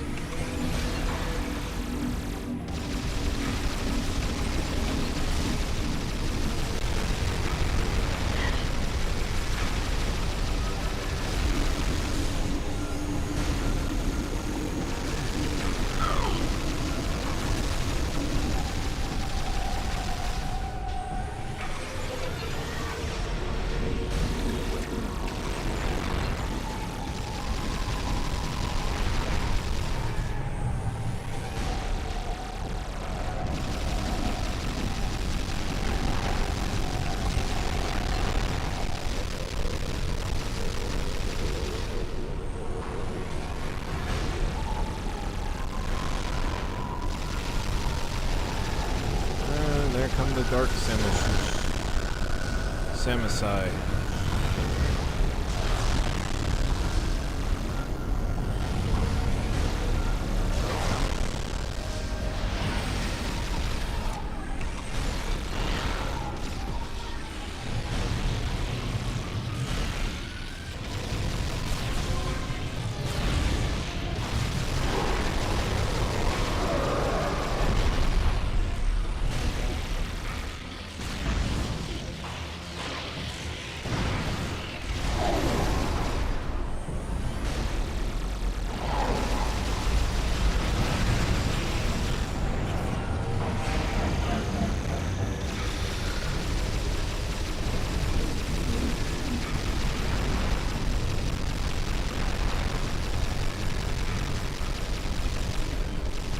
Damn, it did that much damage, right? And this thing is going to be dead in 2 cycles.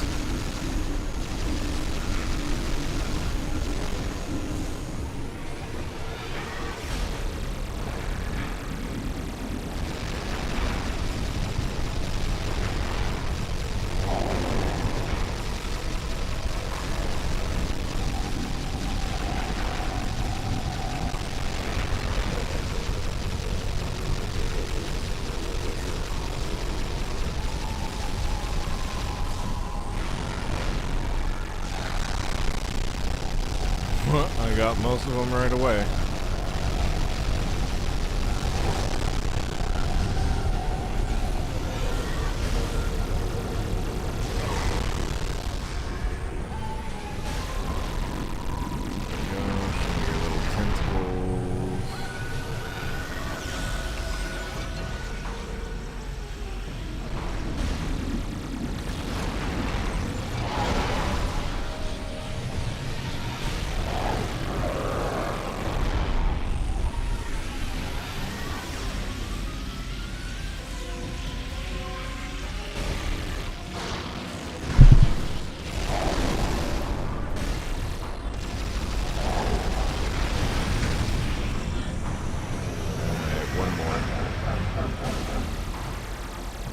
Doesn't do some bullshit where it like heals.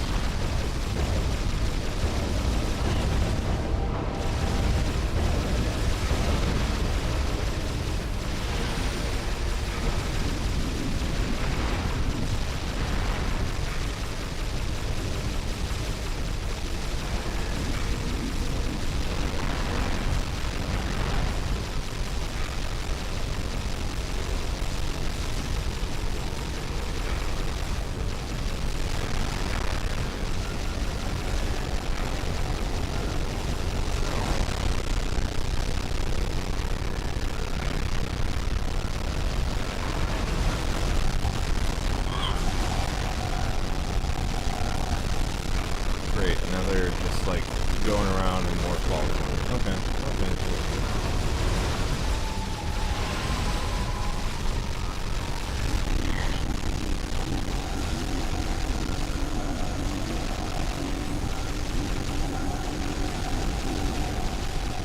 What are your testicles?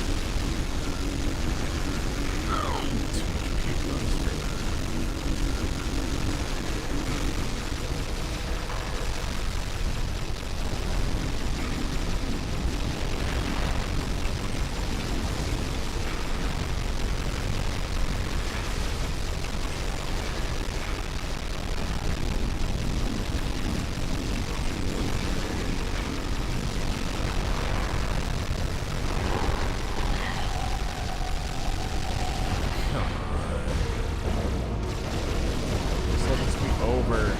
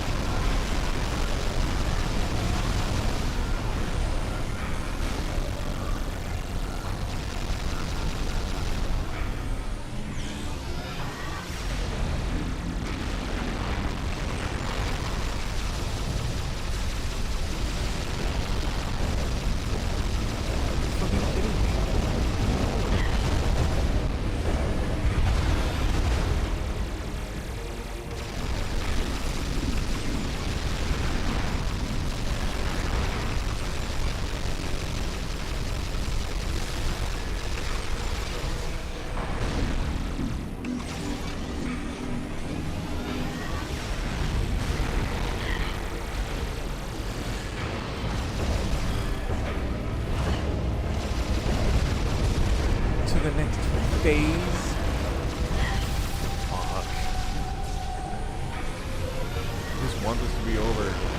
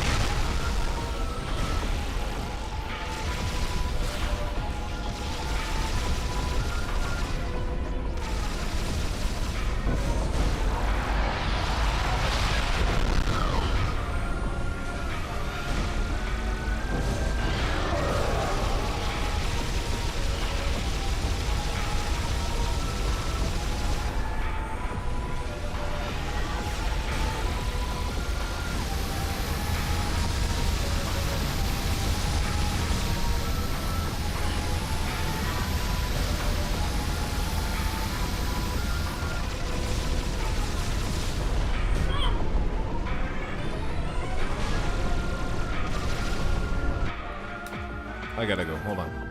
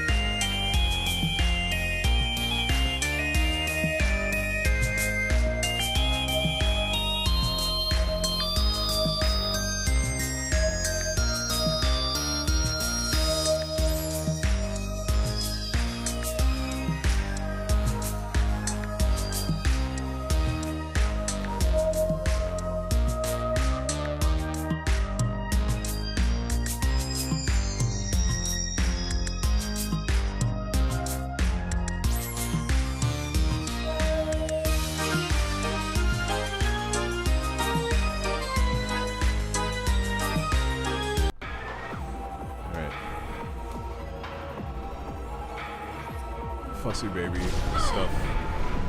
Let's finish off this thing.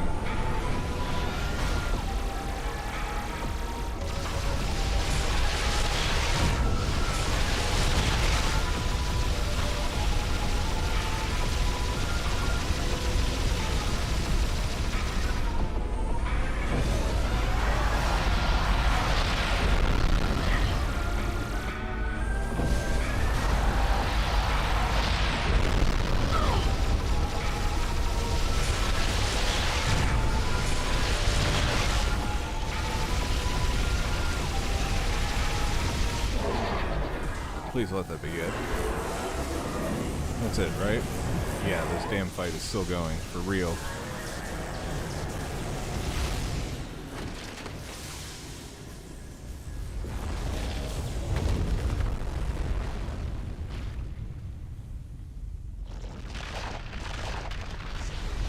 A very hypnophoric advertisement.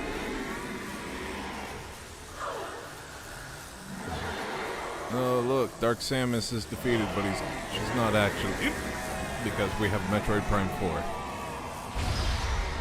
Even Samus like, god damn, I'm so sick of this fucking game.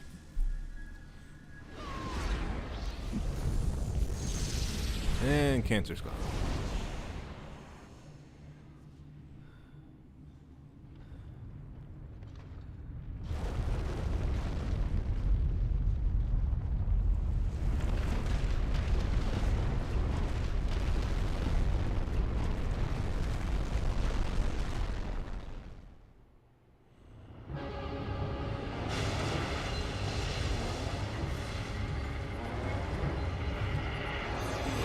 Entire whatever fleet gets cancer, and it's a cancer planet. Sir, we have confirmed unstable energy spikes in multiple locations on the planet. It's a chain reaction. It's accelerating. Didn't enjoy most of the game. The game is alright. I enjoyed it more than 2, I will say. I think my favorite is still Metroid Prime 1, though. I think this game relied too heavily on the grapple beam versus everything else. But other than that, yeah, it was good. I also just like having one cohesive planet versus multiple ones where it just feels very despondent.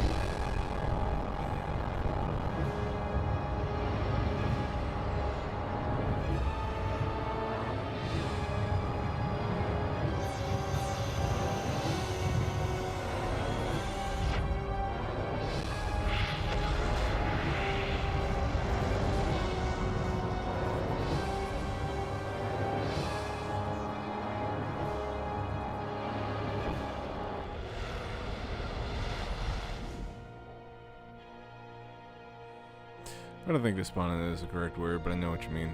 Yeah, probably. Disjointed. Disjointed Damage is the word I'm reports looking for. coming in. We've lost 37% of the fleet. Half of the surviving ships are reporting heavy casualties. Sir, we've confirmed the wormhole has disappeared. All the Leviathans are gone. The crisis is over. What about Samus? Negative, sir. Of course No she contact. survived. This is in between Metroid Prime or Metroid 1 and 2. Of course she survived. And they all lived happily ever after.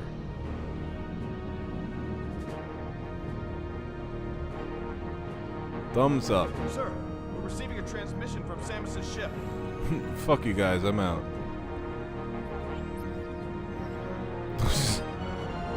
So fucking corny.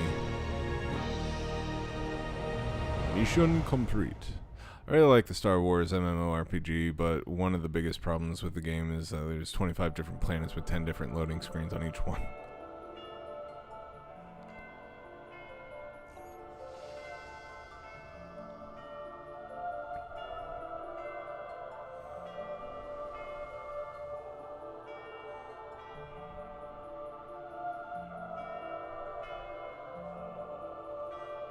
And now, Samus was a grill? And now we think about all the friends that we killed along the way.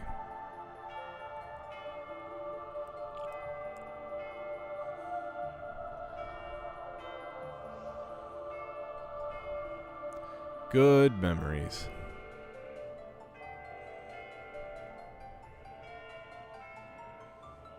For a second I thought I saw SNES graphics. No, that's ridiculous. These are quality Wii graphics. This is the far-off distant future of 2007.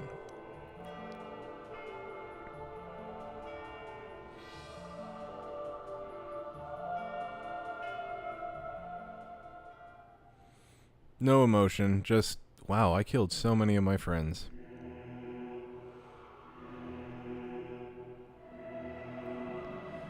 Whew. That is it. Can I skip this? I cannot. Alright. That's it. We have beaten all the Metroid Prime games. This one went significantly longer than I was intending it, but, well, that was a boring-ass game. Not a bad game, just boring. I was absent when you got to the third planet, but I was correct. Remember, that was bad. It was not great. If you're talking about the gas planet like Elysia or whatever, that was not my favorite. Alright, we've done it. We've beaten all the Metroid Prime games. Now we've got Metroid Dread. And that will be it. Until Metroid Prime 4 comes out, I guess. But, that's it. Glad you guys could join me for this. No, I liked Elysia. I did not like the space pirate planet. Oh, got you. The acid rain planet. So yeah, that's it. Join us on Monday. Ryder will be continuing with Persona 5. Hopefully she'll be able to beat the Futaba Pyramid Dungeon. It seems to be going on just like the end of this game did. But I think that she'll be able to beat it next time. And then on Tuesday, we'll be starting Metroid Dread. So join us next week. And y'all have a good night. And don't let the Phazon bite. Good night, y'all.